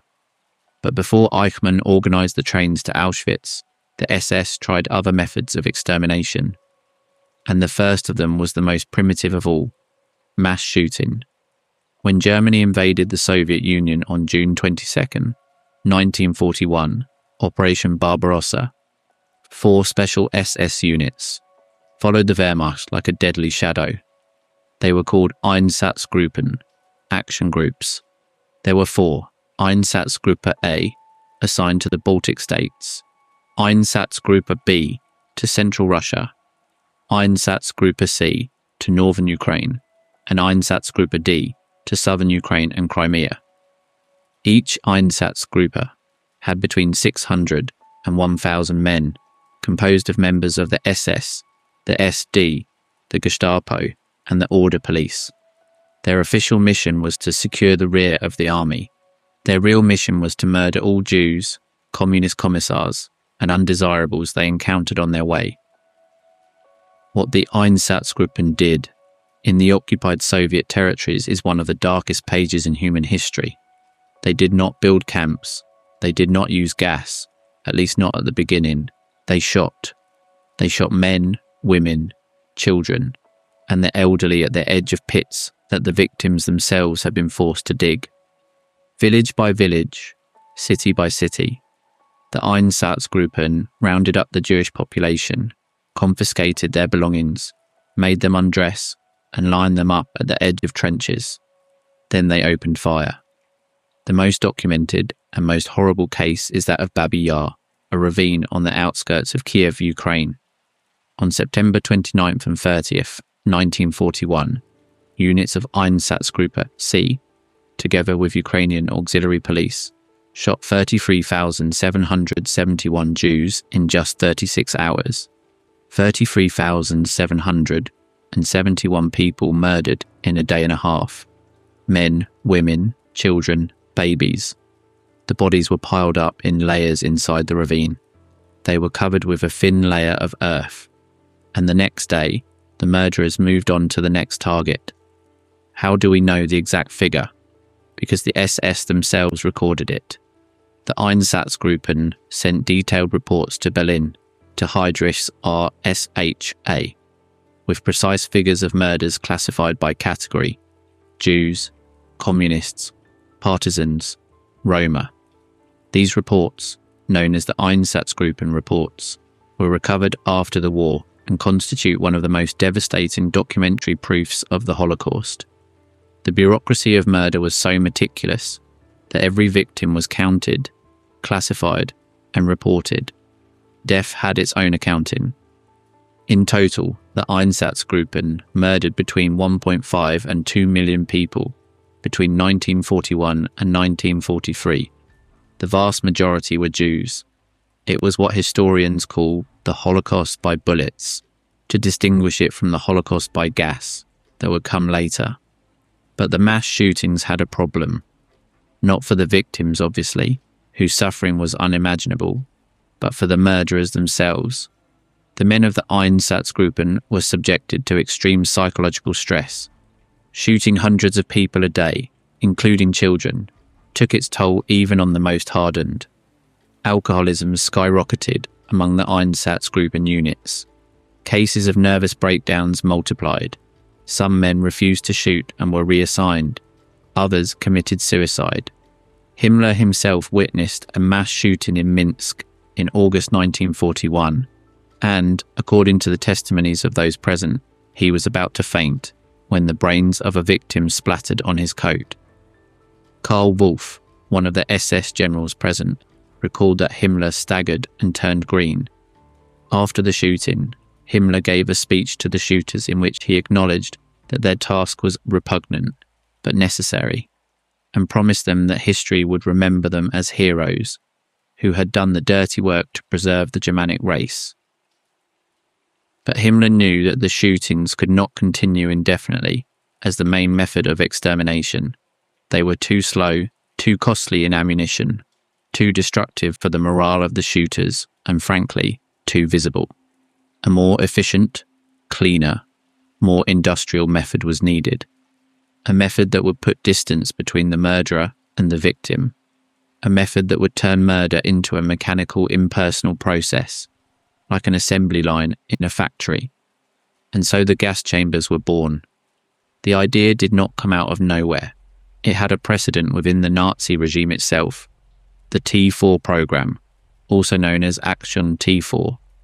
This program, initiated in 1939, was the first mass extermination project of the Third Reich, and its victims were not Jews or political prisoners. They were Germans. Germans with physical and mental disabilities. The program received its name from the address of its headquarters, Tiergartenstrasse 4, in Berlin. Under the supervision of Dr. Karl Brandt, who was Hitler's personal physician, and the head of the Führer's chancellery, Philipp Bühler, the T4 program organized the systematic murder of people considered lives unworthy of being lived, a concept the Nazis borrowed from a book published in 1920 by the jurist Karl Binding and the psychiatrist Alfred Hauscher. The program began with lethal injections and deliberate starvation, but soon evolved to a more efficient method, gassing. In 6 extermination centres, distributed throughout Germany and Austria, patients were introduced into sealed rooms, where carbon monoxide from canisters was released. The corpses were then incinerated in crematoria. The whole process was designed to simulate a medical routine. The patients were transferred to health centres, they were made to shower, and then they were treated. The reality was that they entered a room from which they never left. The T4 program murdered approximately 70,000 people with disabilities between January 1940 and August 1941, when public protests, especially from the Catholic Church, led by Bishop Clemens August von Galen of Münster, forced Hitler to officially suspend the program. But the suspension was only formal. The murders continued in a decentralized manner, in hospitals and care centers, until the end of the war. It is estimated that the total number of victims of the Nazi euthanasia program amounts to 200,000 or more. And what does the T4 program have to do with the SS and the Holocaust? Everything. Because the technicians, doctors, and administrators of the T4 program were directly recycled to operate the extermination camps. Christian Werth, who had supervised the gassing at the Hartheim Extermination Center, was appointed inspector of the Operation Reinhard camps. Franz Stangl, another T4 veteran, was appointed commander of Sobibor and then Treblinka. Kurt Franz, who had worked in the euthanasia centers, ended up as deputy commander of Treblinka. The gas chambers of the Holocaust were not invented in Auschwitz. They were perfected in the euthanasia centers of Germany. The technology of genocide was first developed against Germany's own most vulnerable citizens, and then exported on a massive scale against the Jews of Europe. And the organisation that supervised every stage of that process, from the euthanasia centres to the extermination camps, was the SS. On January 20th, 1942, in a villa by Lake Wannsee, on the outskirts of Berlin, 15 senior Nazi government officials met for a conference that would last just 90 minutes, but would seal the fate of millions of people. The Wannsee Conference. The host was Reinhard Heydrich. The recording secretary was Adolf Eichmann. The attendees included representatives from the Reich Chancellery, the Ministry of Foreign Affairs, the Ministry of the Interior, the Ministry of Justice, the Ministry of the Occupied Eastern Territories, and several senior officials from the SS and the police. The topic of the meeting, what Heydrich called, with a chilling euphemism, the final solution to the Jewish question in Europe. The minutes of the conference, which survived the war thanks to a copy being found in the archives of the Ministry of Foreign Affairs, reveal that Heydrich presented a plan to deport the 11 million Jews of Europe, country by country, to the east, where they would be subjected to forced labour and where a large part will be eliminated by natural causes. Those who survived would be treated appropriately. Another euphemism whose meaning was unequivocal: murdered. At no point in the minutes is the word kill or murder used. It speaks of evacuation, special treatment, solution. The bureaucratic language served as a veil that allowed the participants to discuss the extermination of an entire people without having to pronounce the words that describe what they were really planning. The Wannsee Conference was not the moment when the Holocaust was decided. By January 1942, the Einsatzgruppen had already murdered hundreds of thousands of Jews on the Eastern Front. The first extermination camps were already in operation. Chelmno, the first camp equipped with gas vans, had begun operating on December 8, 1941. Belzec would open in March 1942, Sobibor in May, Treblinka in July. The Holocaust was already underway. What the Wannsee Conference did was coordinate and systematise the process. It was a logistics meeting, a meeting to ensure that all ministries, all bureaucracies, all instances of the state collaborated efficiently in the execution of the genocide. It was in essence a work meeting, and the SS presided over it. Now let's talk about the camps, because the SS extermination camps are the epitome of industrialized horror, the purest expression of what blind obedience, combined with bureaucratic efficiency and ideological dehumanization, can produce. The 6 extermination camps were Chelmno, Belzec, Sobibor, Treblinka, Majdanek, and Auschwitz-Birkenau. All were located in occupied Poland. The first four, Chelmno, Belzec, Sobibor, and Treblinka, were pure extermination camps, designed exclusively for killing. There were no barracks for prisoners, no workshops, no hospital. Deportees arrived by train, were separated from their belongings, led to the gas chambers, and murdered in a matter of hours. The bodies were incinerated in open pits or in improvised crematoria. These four camps constituted the core of the so-called Operation Reinhardt, named in honour of Reinhard Heydrich, who was assassinated by Czech partisans in June 1942. Operation Reinhardt was directed by Odilo Globoknik, an SS officer of Austrian origin, and supervised by Christian Werf, the veteran of the T4 programme. The figures are difficult to grasp. In Belzec, which operated from March to December 1942, approximately 600,000 people were murdered. There were only 7 known survivors from the entire camp. 7. In Sobibor, between May 1942 and October 1943, some 250,000 people were murdered. In Treblinka, between July 1942 and October 1943, between 700,000 and 900,000 people were murdered. In Chelmno, between December 1941 and January 1945, at least 152,000 people were murdered. In total, Operation Reinhardt ended the lives of approximately 1.7 million people, the vast majority of them Polish Jews. Majdanek and Auschwitz-Birkenau were mixed camps. They combined the functions of a concentration camp, a slave labour camp, and an extermination camp. Auschwitz-Birkenau was, without a doubt, the largest and deadliest of all. The Auschwitz complex consisted of 3 main camps and dozens of sub-camps. Auschwitz I was the original camp, a former Polish military barracks converted into a concentration camp in 1940. Auschwitz II-Birkenau was the extermination camp, built from 1941, equipped with 4 large crematoria, each with its gas chamber and its furnaces. Auschwitz. Monowitz was a slave labour camp linked to the synthetic rubber factory of the company 1G Farben. The commander of Auschwitz was Rudolf Höss, an SS officer who had been a disciple of Theodor Eicke in Dachau.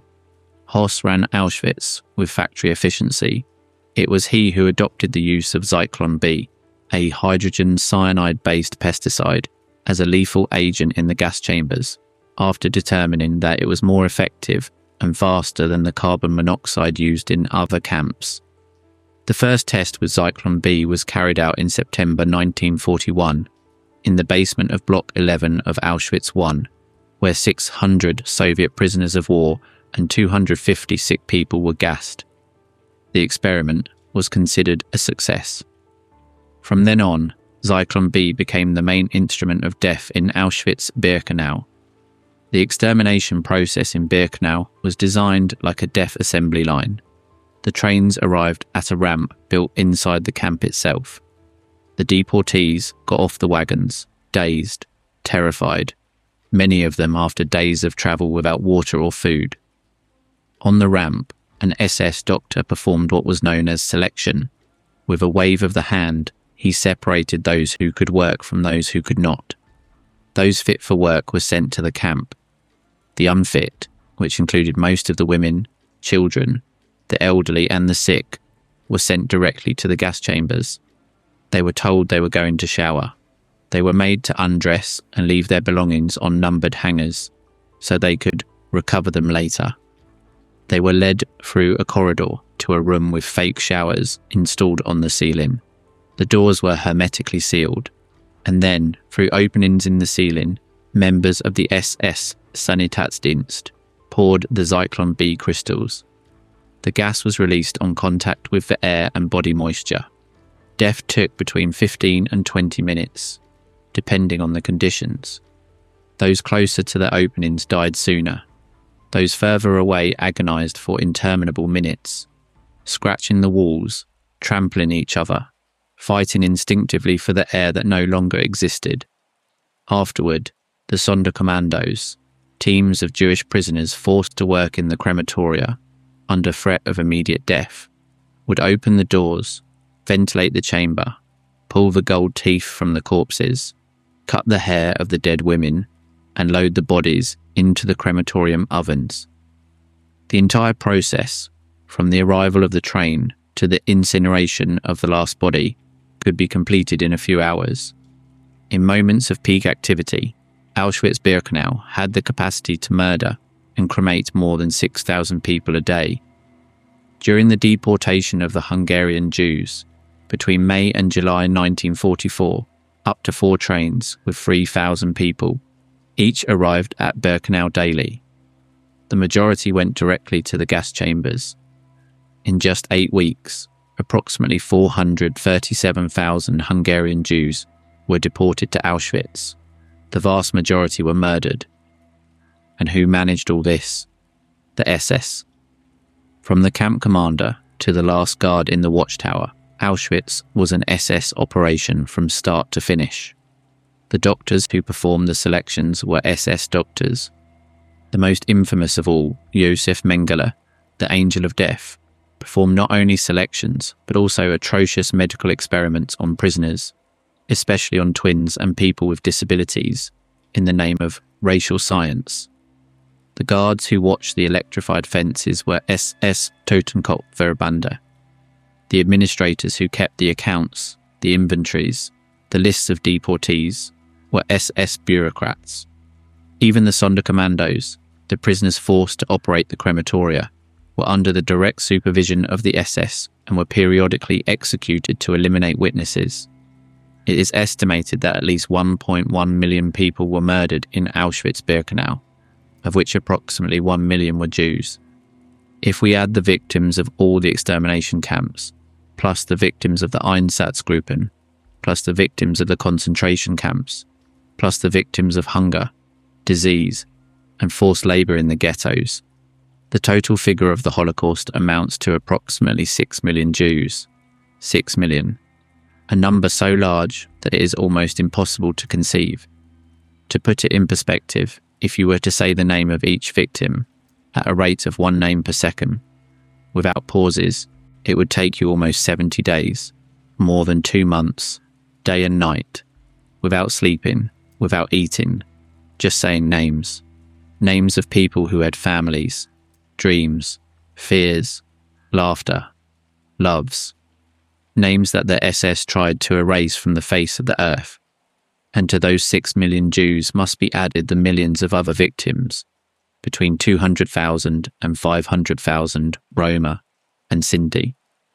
People murdered in the Porajmos, the Romani genocide. More than 3 million Soviet prisoners of war dead in captivity, many of them in camps managed by the SS. Tens of thousands of homosexuals, Jehovah's Witnesses, disabled people, and political opponents. The total number of victims of the SS camp system far exceeds 11 million people. Now, let's stop for a moment, because there is an aspect of this machinery that is often overlooked and is essential to understand the true scope of the SS's power, its economic empire. The SS were not just a military, police, and ideological organisation. They were also an economic power.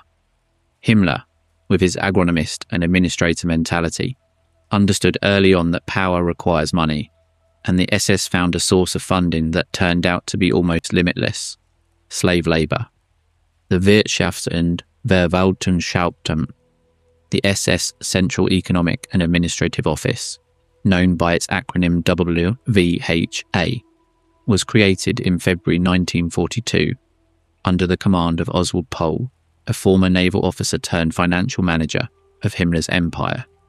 The WVHA administered not only the concentration camps, but also a network of SS-owned companies that employed slave labour from the prisoners. The Deutsche Erd- und Steinwerke, the SS excavation and quarrying company, exploited granite quarries and brick factories where prisoners worked until they died. The Deutsche Ausrüstungswerke produced furniture and military equipment. Texel manufactured uniforms and textiles. The Deutsche Versuchsanstalt für Ernährung und Verpflegung, research food alternatives. But the most lucrative business of the SS was the rental of slave labour to private companies. Large German corporations such as IG Farben, Krupp, Siemens, BMW, Volkswagen, Heinkel, and many others used concentration camp prisoners as slave labourers. The companies paid the SS between 4 and 6 Reichsmarks per day for each worker. The prisoners received nothing.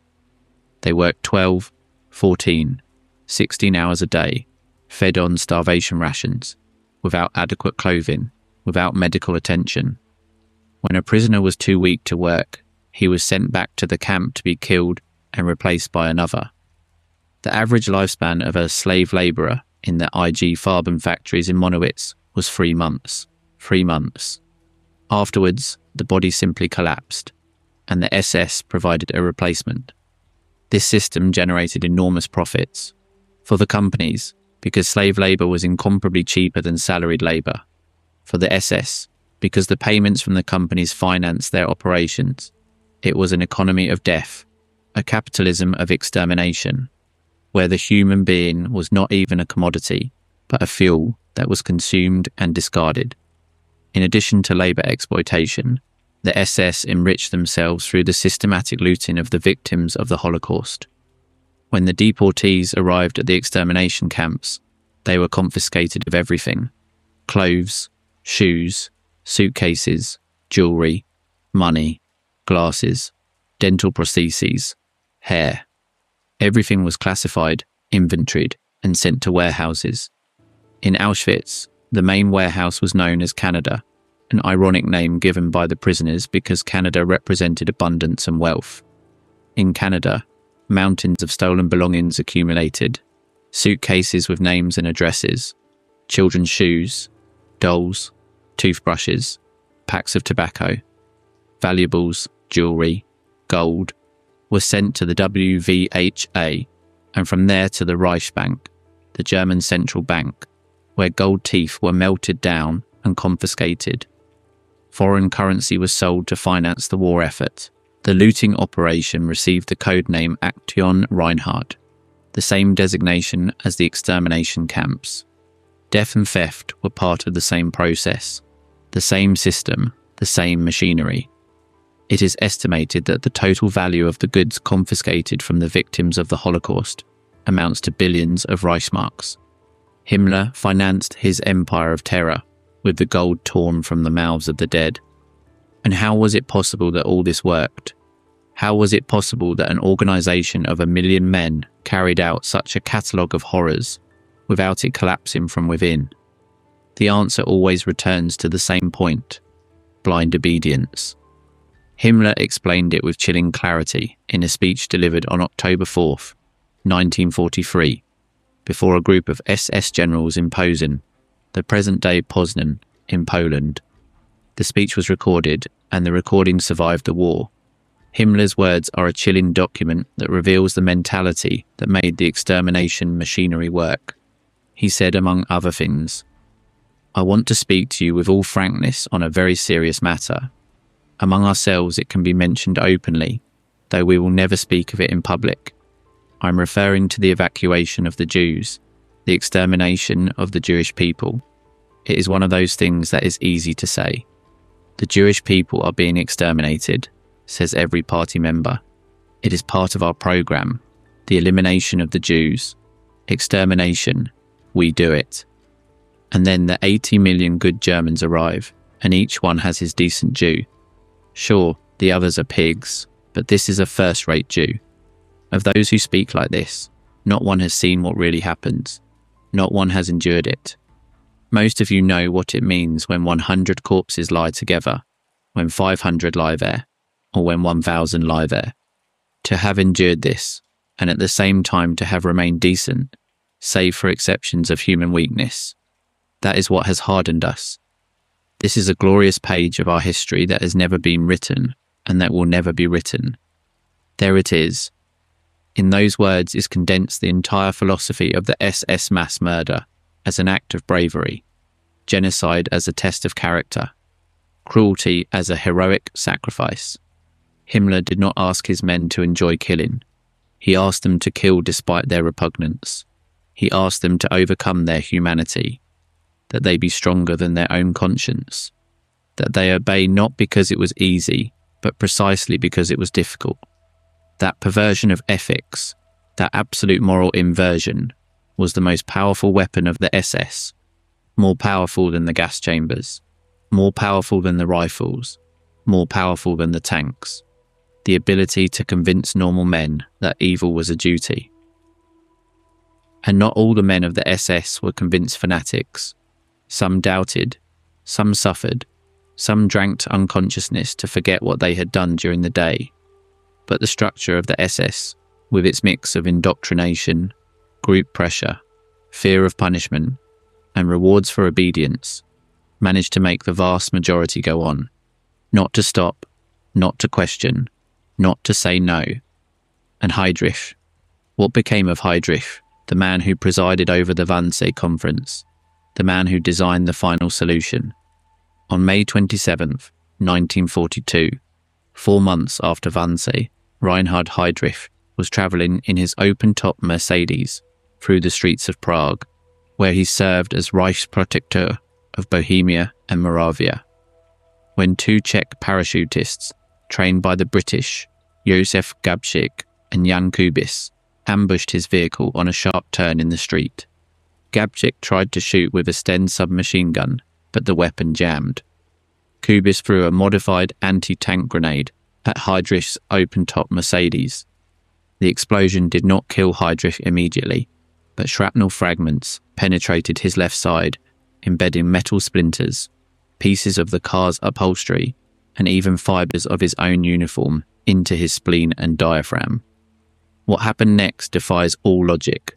Heydrich, wounded, bleeding, got up from the vehicle's shattered seat, drew his Luger pistol, and fired at his attackers.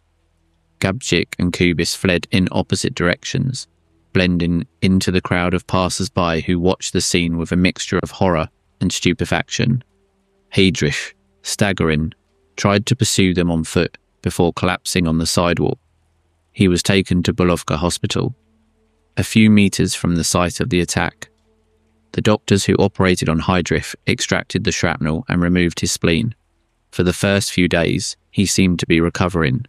Himmler sent his best personal physician, Karl Gebhardt, to supervise the treatment. But the infection had already taken hold. Septicemia spread through Heydrich's body like a silent poison. On June 4th, 1942, 8 days after the attack, Reinhard Tristan Eugen Heydrich, the man with the iron heart, the blonde beast, the butcher of Prague, the architect of the final solution, died at 4:30 in the morning in a hospital bed. He was 38 years old. Operation Anthropoid, the code name for the attack, was the only officially state-sponsored assassination operation of a high-ranking Nazi leader during the entire Second World War, and its success came at a devastating price. What price? A price that chills the blood. The Nazi reprisal was immediate, massive, and ruthless. More than 13,000 people were arrested in the days and weeks following the attack. Hundreds were summarily executed. But the worst was yet to come. Hitler, enraged by Heydrich's death, ordered that an example be made that the world could not forget. And the place chosen for this lesson was a small mining village of 483 inhabitants, about 20 kilometers northwest of Prague. It was called Lidice. On June 10th, 1942, German troops surrounded the village.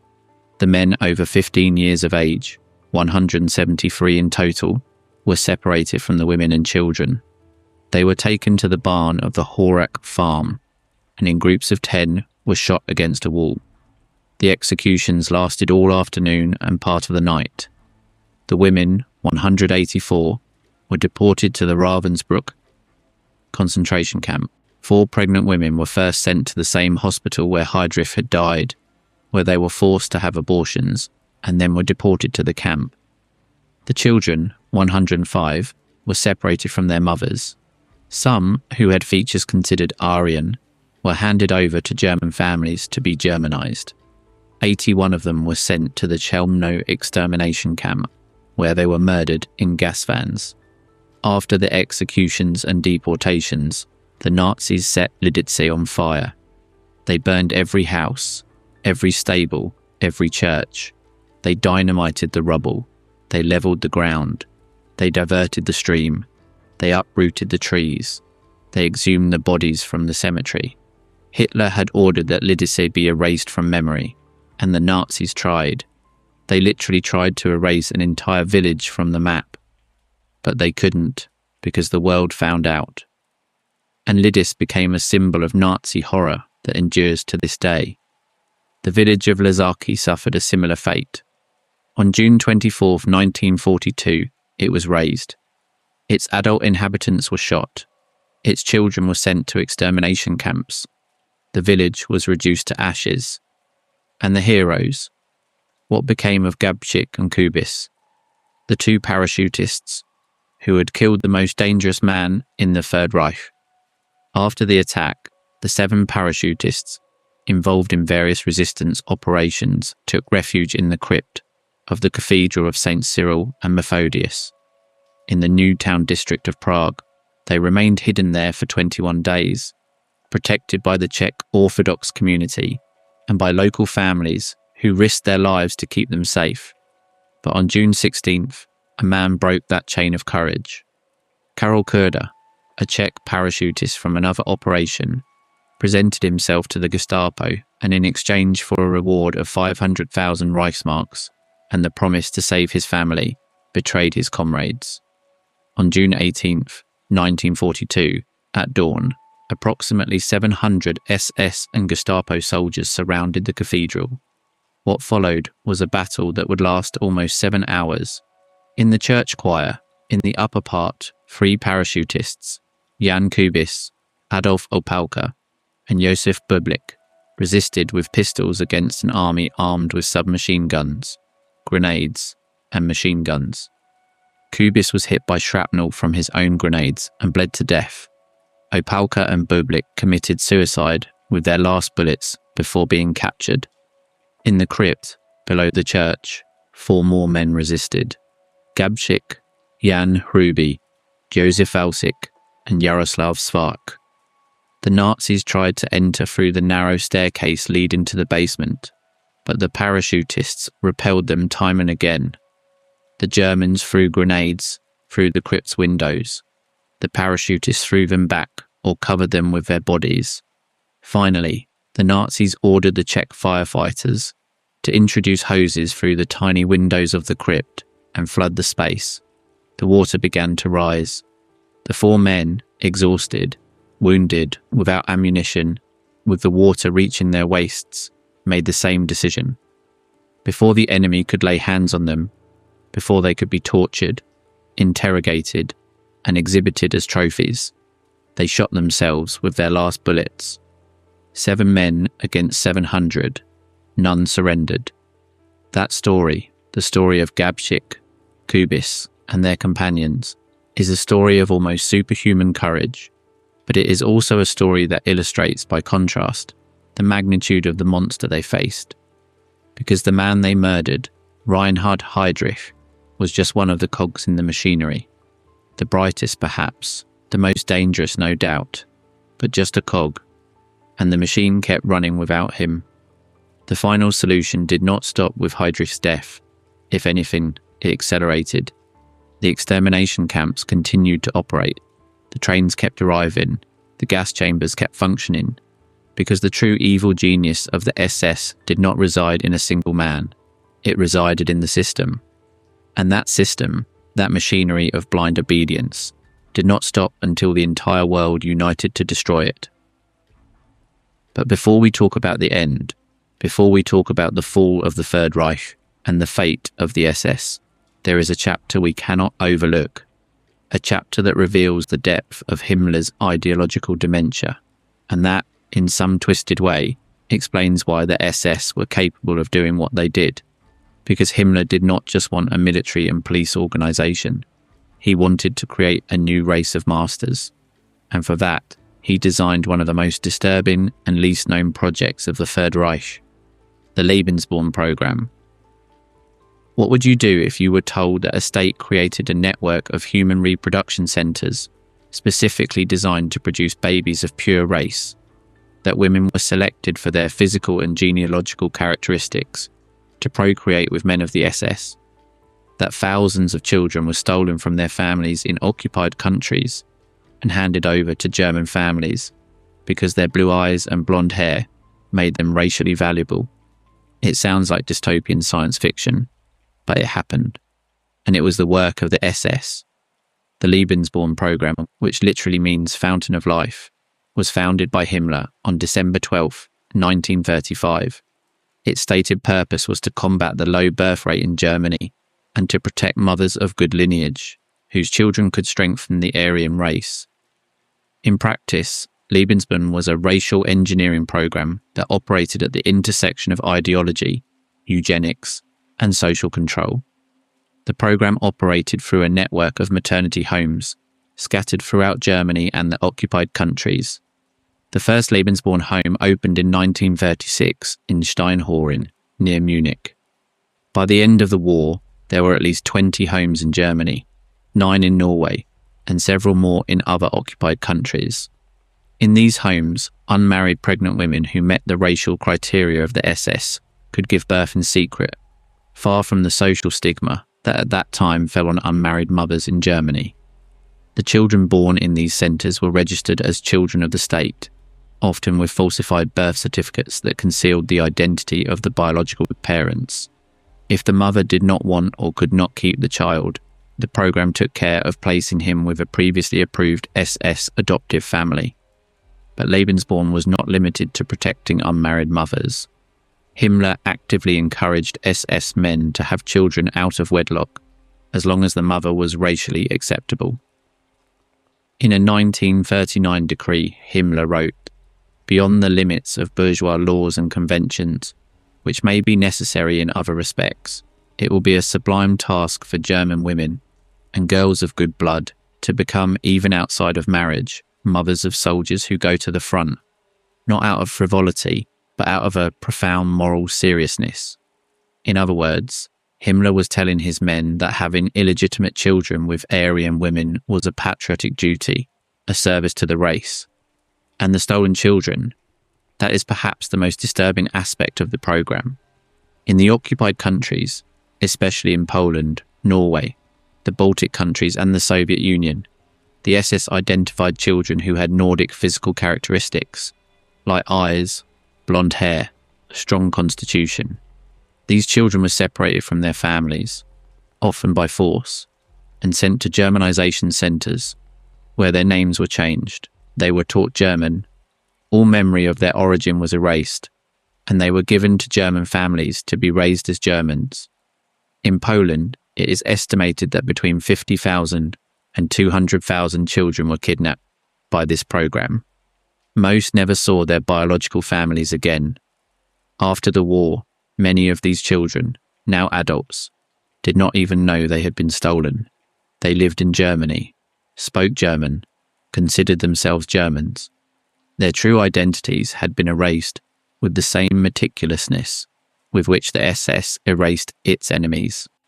Lebensborn was, in essence, a program of child theft, of human genetic engineering, of family destruction, all wrapped in the pseudo-scientific rhetoric of racial purity, and it was operated, financed, and directed by the SS by Himmler, the man who raised chickens on his farm and applied the same principles of selection to human beings. Himmler's madness had no limits, but his madness was methodical. It was organized. It had a budget, personnel, and an organizational chart. And that's what made it so dangerous.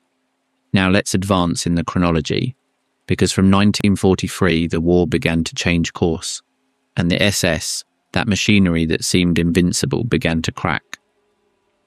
At what point does the hunter become the prey? At what point does the most powerful terror machine in history begin to spin its gears in a vacuum, to self-destruct, to devour its own creators? That question has an answer, and it is more complex than it seems. The strategic turning point of the war was Stalingrad. The Battle of Stalingrad, which was fought between August 1942 and February 1943, was the most devastating defeat Germany suffered in the entire war. The German Sixth Army, composed of more than 250,000 men, was surrounded, besieged, and finally destroyed by the Red Army. Of the 91,000 German soldiers who surrendered on February 2nd, 1943, only about 6,000 returned to Germany after years of Soviet captivity. Stalingrad was not just a military defeat, it was a psychological blow from which Nazi Germany never recovered. For the SS, Stalingrad had direct consequences. The SS Viking Division fought on the southern front of Russia and suffered terrible losses. Other Waffen-SS units were sent to plug the holes left by a crumbling front. But the problem was not just numerical, it was qualitative. The selection standards that Himmler had imposed with such rigidity began to be relaxed, out of necessity. There were no longer enough tall, blonde, pure-blooded German volunteers to fill the ranks. The Waffen-SS began to recruit with less stringency. They incorporated volunteers from all over Europe, many of whom did not speak German, did not understand Nazi ideology, and did not have the training that Himmler considered essential. Divisions of Bosnian Muslims, Ukrainians, Latvians, Estonians, French, Walloons, Flemings were formed.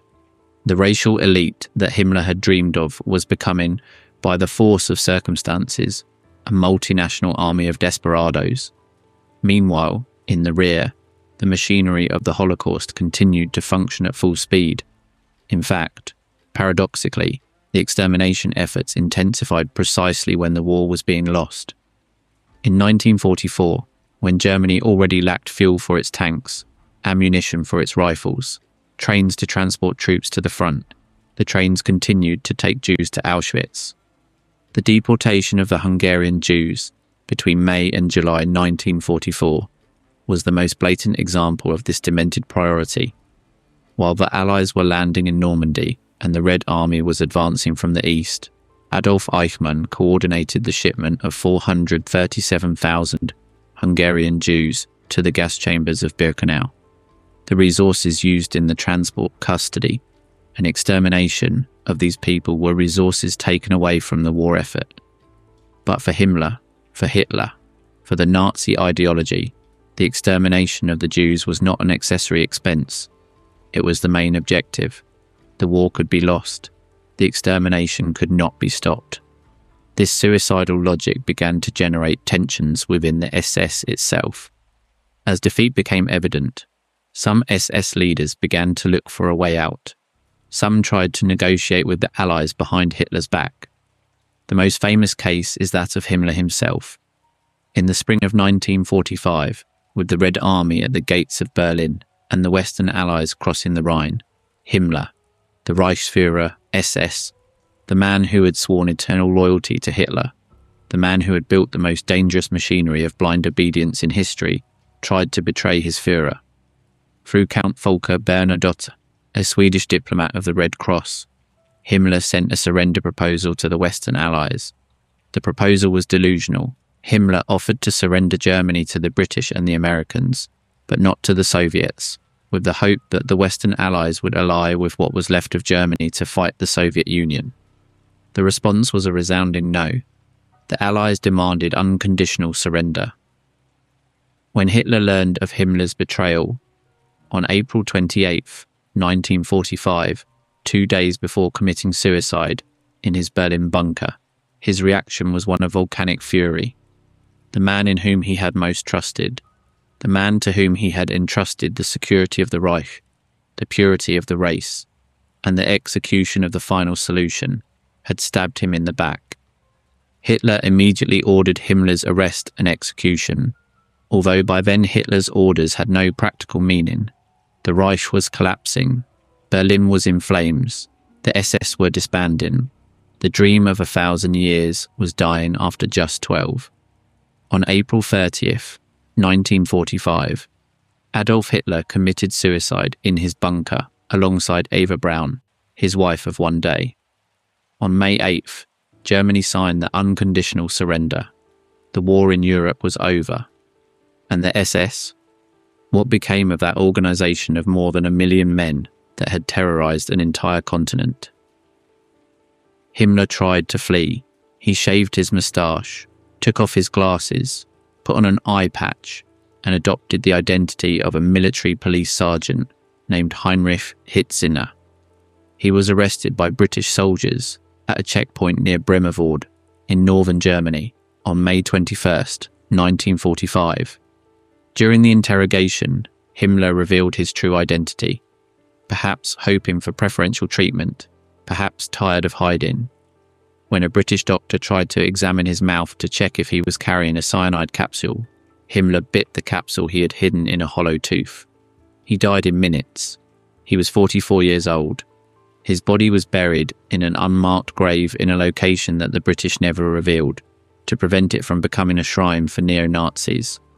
Ernst Kaltenbrunner, who had replaced Heydrich as head of the RSHA, was captured, tried in Nuremberg, and hanged on October the 16th, 1946.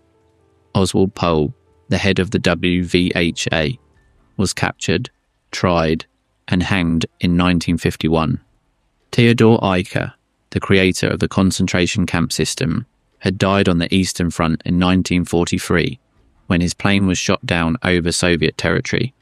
Rudolf Höss, the commander of Auschwitz, was captured by the British in 1946, handed over to Poland, tried, and hanged in front of the crematorium of Auschwitz I on April 16, 1947.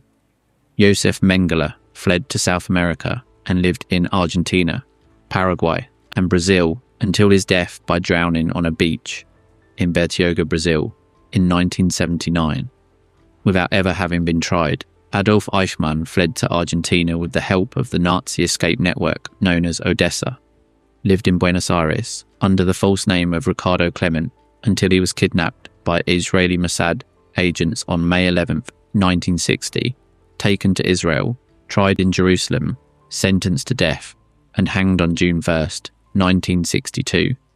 His body was incinerated and the ashes scattered in the Mediterranean, outside of Israel's territorial waters, so that no tomb, no speck of dust, no trace of his existence would remain in the Promised Land.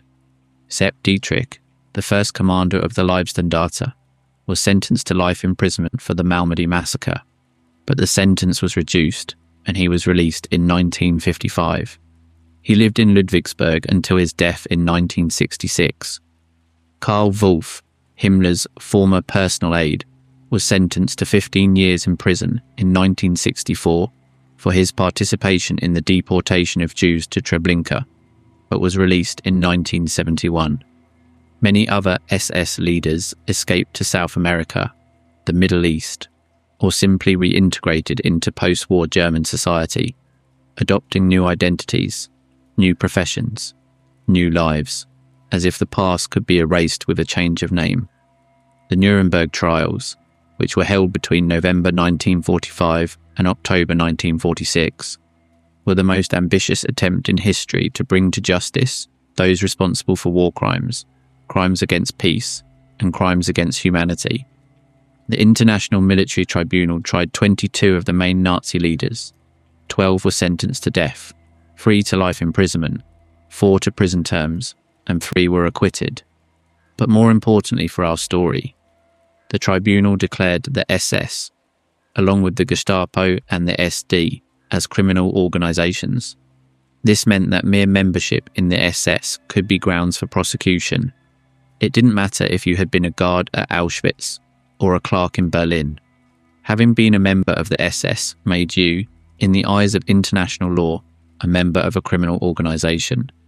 That declaration was historic, but it was also insufficient. Because of the hundreds of thousands of men who had served in the SS, only a fraction were tried and convicted. The magnitude of the crime surpassed the capacity of any justice system. There were not enough courts, not enough prosecutors, not enough years to prosecute all those responsible. Many escaped. Many were protected by Western intelligence services during the Cold War, who considered them useful in the fight against communism. Many simply lied, denied, said they didn't know, that they only obeyed orders, that they had no other option. I was only following orders. Befehl ist Befehl. That was the most used defense by the SS defendants in Nuremberg and in subsequent trials, and the tribunal rejected it. It established the principle that obedience to superior orders does not exempt from criminal responsibility when the orders involve the commission of atrocious crimes. That principle, known as the Nuremberg Principle, became a cornerstone of international law and remains in force today. Blind obedience ceased to be an excuse, at least in the theory of law. In practice, history has shown time and again that blind obedience remains one of the most powerful and most dangerous human impulses. And what lessons does the history of the SS leave us?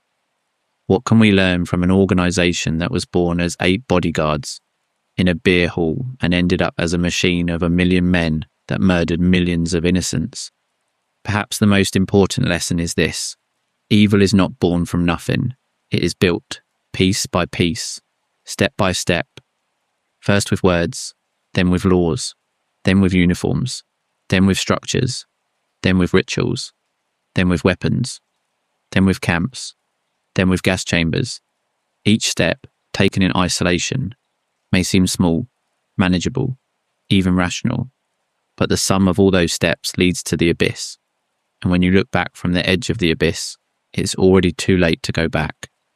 The second lesson is that obedience without conscience is the most dangerous form of cowardice. Himmler built the SS on the principle that loyalty to the leader was the supreme value, above the law, above morality, above compassion, and that principle worked. It worked to mobilize hundreds of thousands of men to commit acts that, individually, many of them would have considered monstrous. But the structure, the group pressure, the indoctrination, and the fear turned ordinary men into executors of the extraordinarily evil. Hannah Arendt was right. Evil can be banal. It can have the face of a bureaucrat with glasses. It can manifest itself not as a demonic passion, but as the total absence of critical thinking. The third lesson is that institutions matter. The SS grew and prospered because the democratic institutions that should have contained their rise were destroyed, hollowed out, or co-opted. The parliament, the courts, the free press, the constitutional guarantees, everything was demolished in a matter of months. And once those barriers fell, there was nothing to prevent an organisation like the SS from expanding without limit. Democracies are not invulnerable, they are fragile, and they depend, ultimately, on the citizens defending them. When citizens stop defending them, when they take them for granted, when they allow them to be eroded in the name of security, of order, of purity, of national greatness, the result can be catastrophic. But let's return to the narrative, because there is an aspect of the fall of the SS that we have not yet explored, and that is fundamental to complete this story, an aspect that has to do with what happened inside Germany during the last months of the war, when the SS machinery, cornered, wounded, desperate, turned against the German people themselves. Did you know that in the last months of the war, the SS executed thousands of German soldiers and civilians accused of defeatism and cowardice? When the front was collapsing and soldiers were trying to flee or surrender, SS squads patrolled the rear, with orders to shoot anyone caught abandoning their post. Soldiers were hanged from lampposts, with signs that read, "I am a coward. I did not defend my homeland." In the last weeks of the war, the SS executed more German soldiers than in any other period of the conflict. The machinery of blind loyalty, which had been designed to destroy the external enemy, ended up devouring its own. The monster was eating its own tail. And then there were the death marches. As the Red Army advanced from the east and the Western Allies from the west, Himmler ordered the evacuation of the concentration camps. But evacuation was another euphemism. In reality, It was forced marches in which tens of thousands of prisoners, already weakened by years of hunger, disease, and torture, were forced to walk hundreds of kilometers in the middle of winter, without food, without water, without a coat. Those who could not keep up were shot at the side of the road and left where they fell. It is estimated that between 250,000 and 375,000 prisoners died in these death marches between January and May 1945. The roads of Germany and Poland were filled with skeletal corpses dressed in striped rags. When the Allied troops advanced, they found these bodies, and they understood, with a visceral horror, the magnitude of what had happened. The images of the liberation of the camps are engraved in the collective memory of humanity.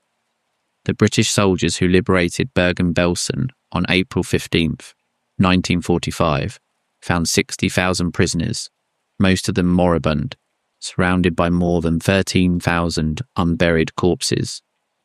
The American soldiers who liberated Dachau on April 29th, 1945, found a train with wagons full of corpses at the entrance of the camp. Some soldiers, hardened by months of combat in Europe, vomited at the sight of what was inside. Others cried. Others, according to testimonies, opened fire on the SS guards, who had surrendered, in an act of extrajudicial justice that the US Army investigated but never seriously prosecuted. General Dwight D. Eisenhower, Supreme Commander of the Allied Forces, visited the Ohrdruf camp on April 12, 1945, and ordered that the German inhabitants of the nearby towns be forced to tour the camp to see with their own eyes what had been done in their name. Eisenhower wrote to his superiors, "I made the visit deliberately to be in a position to give direct testimony of these things, in case a tendency ever arises in the future to dismiss these accusations as mere propaganda." Eisenhower was right to be concerned, because even before the war ended, there were already those who tried to deny what had happened. And that denial, that monstrous lie, persists to this day in the darkest margins of society. But the facts are the facts. The figures are the figures. The names are the names. And the SS, the Schutzstaffel, the protection squadron of Adolf Hitler, were directly responsible for the deaths of millions of human beings. There is no ambiguity in that. There is no possible debate. There is no nuance that softens that reality. Now, I want us to stop for a moment more on something you may not have considered, because we have talked about the big figures, Himmler, Heydrich, Eichmann, Hoss. We have talked about the big structures, the Gestapo, the SD, the Waffen-SS, the extermination camps. But there is a question that, in a sense, is more important than all the others. Who were the rank and file men of the SS? Who were the ones who didn't give the orders, but carried them out? Who were the ones who loaded the rifles at Babi Yar? Who poured the Zyklon B at Auschwitz? Who beat the prisoners at Dachau? Who drove the trains to the extermination camps? This is perhaps the most disturbing question of this whole story, because the answer is, they were normal people. They were not monsters from birth. They were not diagnosed psychopaths. They did not come from dysfunctional families in a greater proportion than the rest of the population. They were school teachers, bakers, mechanics, farmers, students, office workers. They were fathers, brothers, sons, husbands. They were men who had grown up in normal towns and cities, who had gone to normal schools, who had had more or less normal childhoods. And yet, once inside the machinery of the SS, they were capable of committing atrocities that defy human comprehension. How is that possible? Social psychologists have tried to answer that question for decades. Stanley Milgram's experiment, conducted at Yale University in 1961, showed that an alarmingly high proportion of ordinary people, up to 65%, were capable of administering what they believed were potentially lethal electric shocks to another person, simply because an authority figure in a white coat ordered them to. The Stanford prison experiment, led by Philip Zimbardo in 1971, showed how perfectly normal people, assigned to the role of guards, in a simulated prison, could develop sadistic and abusive behaviours in a matter of days. These experiments did not prove that people were inherently evil. They proved something worse, that people are inherently obedient. That, under the right conditions, most human beings are capable of doing terrible things if an authority asks them to, and if the social structure allows it. The SS was the experiment of Milgram and Zimbardo carried out on a national scale for 12 years with real consequences, not simulated, real. Millions of real deaths. And that brings us back to the beginning, to the oath. I swear to you, Adolf Hitler, as Führer and Chancellor of the Reich, loyalty and bravery. I promise obedience unto death. Those words were not just a formalism, they were a mechanism of psychological control. By swearing personal loyalty to an individual, the SS member divested himself of his individual moral responsibility. It was no longer he who decided, it was Hitler. It was no longer his conscience that guided his actions. It was the will of the Führer. And if the Führer said that the Jews had to die, then the Jews had to die. There was no room for doubt, or for questioning, or for compassion. Loyalty covered everything. Loyalty justified everything. Loyalty absolved everything. Or at least, that's what they believed, until the world judged them and showed them they were wrong. But the story does not end with the trials, because the legacy of the SS is not limited to the past. It extends to the present in ways that many would prefer to ignore. Did you know that after the war, thousands of former SS members were integrated into the security structures of West Germany? The BND, the intelligence service of the Federal Republic of Germany, employed numerous ex-Nazis in its ranks during the Cold War. The Gehlen organization, the precursor to the BND, was founded by Reinhard Gehlen, a former Wehrmacht intelligence general, with the active support of the CIA, and recruited former members of the SS and the SD as agents against the Soviet Union. The Verfassungsschutz, the German Constitutional Protection Agency, also employed ex-Nazis. Even in the justice system, the police, and the public administration of post-war Germany, former members of the SS and the Nazi Party held positions for decades, protected by a society that preferred to forget rather than confront its own past. And outside of Germany, the Nazi escape networks, collectively known as the Rattlins, helped thousands of ex-Nazis flee to South America, the Middle East, and other safe destinations. These networks had the collaboration of sectors of the Catholic Church, especially Bishop Alois Hudal in Rome, who provided false documents and refuge to Nazi fugitives. Adolf Eichmann, Josef Mengele, Klaus Barbie, Erich Priebke, and many others escaped through these routes. Some were eventually captured and tried. Many more died of old age, free, unpunished, surrounded by their families, in countries that preferred not to ask uncomfortable questions. The hunt for Nazi war criminals continued for decades.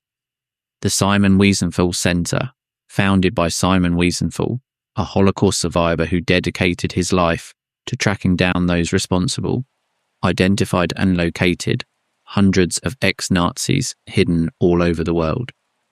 The last trials against concentration camp guards have been held in the 21st century when the accused were already in their 90s. In 2011, John Demjanjuk, a Ukrainian guard who served in Sobibor, was sentenced in Munich to 5 years in prison. In 2015, Oskar Gronin, the so-called accountant of Auschwitz, was sentenced to 4 years. These late trials sent a message. There is no statute of limitations for mass murder. There is no deadline for justice. No matter how much time passes, the crimes of the SS are not forgotten. But beyond the trials, there is a more subtle and more dangerous heritage. The symbols of the SS, the runes, the skull, the eagle, the black uniforms, continue to be used by neo-Nazi and white supremacist groups around the world.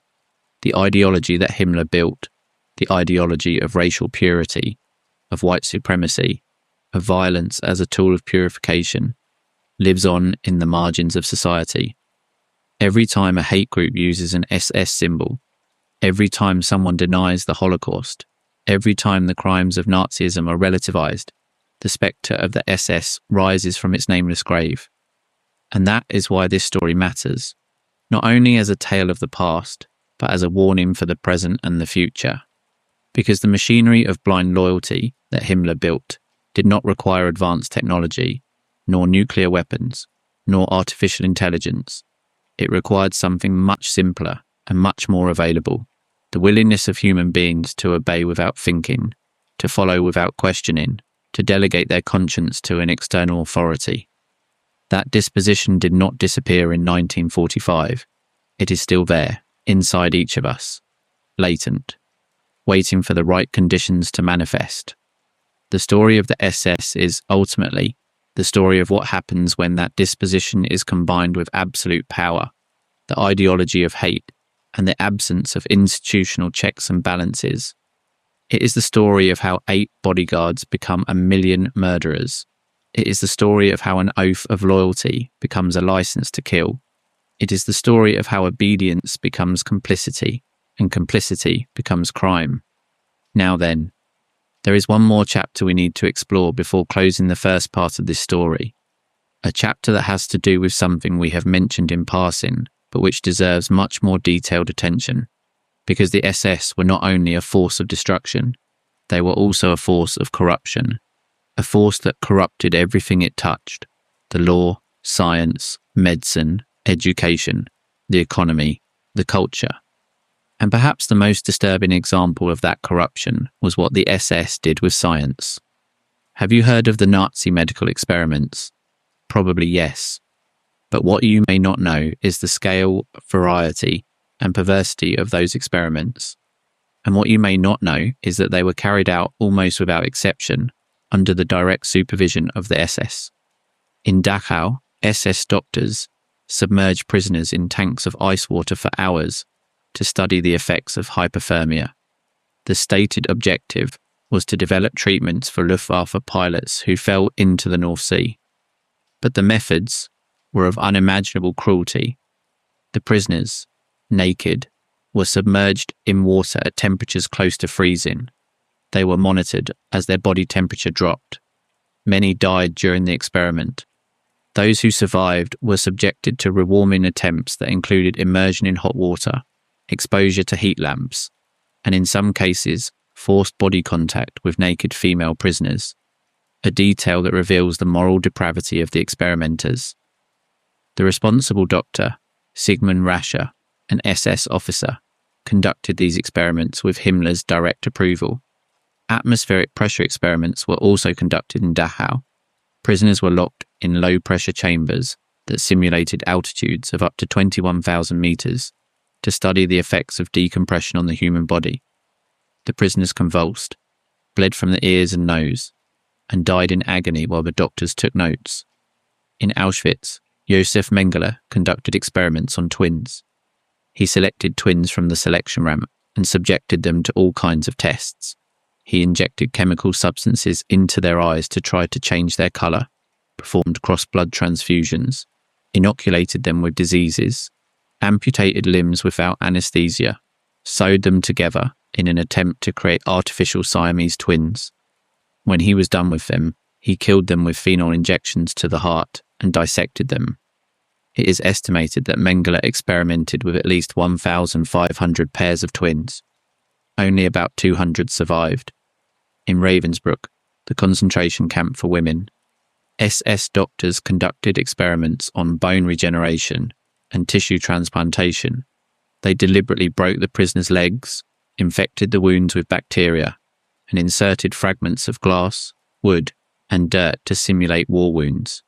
They then tried different treatments, often letting the infections advance to gangrene to study their progression. In Sachsenhausen, prisoners were forced to walk uninterruptedly for days on different surfaces to test the resistance of military footwear. Some walked up to 40 kilometers daily, for weeks, with shoes that tore their feet to the bone. In Buchenwald, SS doctors inoculated prisoners with typhus. malaria, yellow fever, smallpox, and other diseases to test experimental vaccines. Many died from the diseases. Others died from the supposed vaccines. The list goes on. Experiments with mustard gas, experiments with seawater, experiments with mass sterilization, experiments with sulfonamides. Each of these experiments was an atrocity. Each was a crime. And each was carried out under the banner of the SS, with Himmler's approval, with the knowledge of the Nazi hierarchy. After the war, 23 Nazi doctors and administrators were tried in the so-called doctors' trial, one of the successor trials of Nuremberg, held between December 1946 and August 1947. 16 were found guilty. 7 were sentenced to death and hanged. The others received prison sentences of varying lengths. The trial resulted in the drafting of the Nuremberg Code, a historic document that established the fundamental ethical principles for medical experimentation with human beings, including the requirement of informed consent. That code, born from the horror of the SS experiments, is the basis of all modern medical ethics, a luminous legacy born from the deepest darkness. And it is that from the darkness of the SS also emerged some of the most important institutions of the modern world. The Nuremberg trials laid the foundations of international criminal law. The Universal Declaration of Human Rights, adopted by the General Assembly of the United Nations on December 10, 1948, was a direct response to the atrocities of Nazism. The Convention on the Prevention and Punishment of the Crime of Genocide, adopted on December 9, 1948, one day before the Universal Declaration, was drafted by Raphael Lemkin, a Polish Jewish jurist, who coined the term genocide in 1944, inspired by the destruction of his own people. The horror of the SS forced the world to create new words, new laws, new institutions, new moral principles. It forced humanity to look in the mirror and recognize what it was capable of, and it forced subsequent generations to ask themselves, how do we prevent this from happening again? That question still lacks a definitive answer, but the first condition to answer it is to know the history, to know it in detail, to know it without embellishments or euphemisms, to know it as it was, terrible, unimaginable, real. Because what the SS did was not the work of demons or extraterrestrials. It was the work of human beings, of people who were born, grew up, went to school, fell in love, had children, ate, slept, dreamed, like you and me. People who, at some point along the way, made decisions that led them to participate in the greatest crime in history. Some of those decisions were voluntary. Others were forced by circumstances. But they were all human. And that is the most terrifying thing of all. Because if they were human, and they were, then the capacity to do what they did is in human nature, not in some dark and exceptional corner of human nature, in human nature itself, in obedience, in conformity, in fear, in ambition, in indifference, in all that makes us human, and that, under the wrong conditions, can turn normal people into cogs in a machine of death. The SS taught us that, and that is a lesson we cannot afford to forget. Now there is something more, something we have not yet told, something that connects the history of the SS with the world we live in today, in a way you might not expect, something related to the way the SS managed information, propaganda, mass manipulation, and how those techniques resonate in disturbing ways with contemporary phenomena. Why was the SS propaganda system so effective? What techniques did they use to convince an entire nation that the murder of millions of people was not only acceptable but necessary? And to what extent are those same techniques still being used today, in the era of social media, mass disinformation, of digital echo chambers? Nazi propaganda was not the exclusive work of the SS. Joseph Goebbels, as Minister of Propaganda, controlled the media, cinema, radio, and the press. But the SS had its own propaganda apparatus, centered on the SD and in the internal publications of the organization. And the techniques they used shared fundamental principles with Goebbels' propaganda. The constant repetition of simple messages, the identification of a common enemy, the appeal to emotions over reason, the creation of a narrative of victimization. Germany is threatened by the Jews, followed by a narrative of redemption. Only we can save it. And the systematic suppression of any dissenting voice.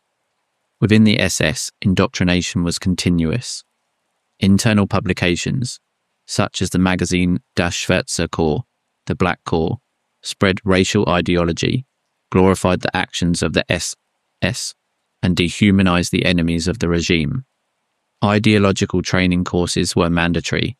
Officers' conferences included sessions where the achievements of the final solution were discussed in a technical, bureaucratic language, devoid of emotion, as if they were talking about a logistical operation, not a genocide. That neutralization of language was a deliberate technique. By replacing murder with special treatment, genocide with final solution, victims with pieces or units, the SS created a psychological distance between the act and its moral meaning. Words matter, and the SS knew it. Himmler also used secrecy as a tool of power. The most sensitive operations of the SS were classified with the highest level of confidentiality. The members of the SS who participated in the Holocaust were obliged to maintain silence under penalty of death. Himmler himself, in his Posen speech, acknowledged that the evacuation of the Jews was a topic that we will never speak of in public. Secrecy not only protected the operations, it created complicity. Every person who knew and remained silent became an accomplice, and the more accomplices there were, the harder it was for someone to break the silence. But secrecy had its limits. The scale of the Holocaust was too large to be kept completely hidden. The trains crossing Europe loaded with people were visible. The smoke from the crematoria was visible. The smell of burning flesh was perceptible for miles. The inhabitants of the towns near the camps knew. The railway workers who drove the trains knew. The Wehrmacht soldiers who saw the Einsatzgruppen in action knew. The diplomats who received information from their embassies knew. The Allied governments, which intercepted Nazi communications and received testimonies from fugitives and resistors, knew. How many knew? More than they later wanted to admit. The question, how much did ordinary Germans know about the Holocaust, has been debated by historians for decades.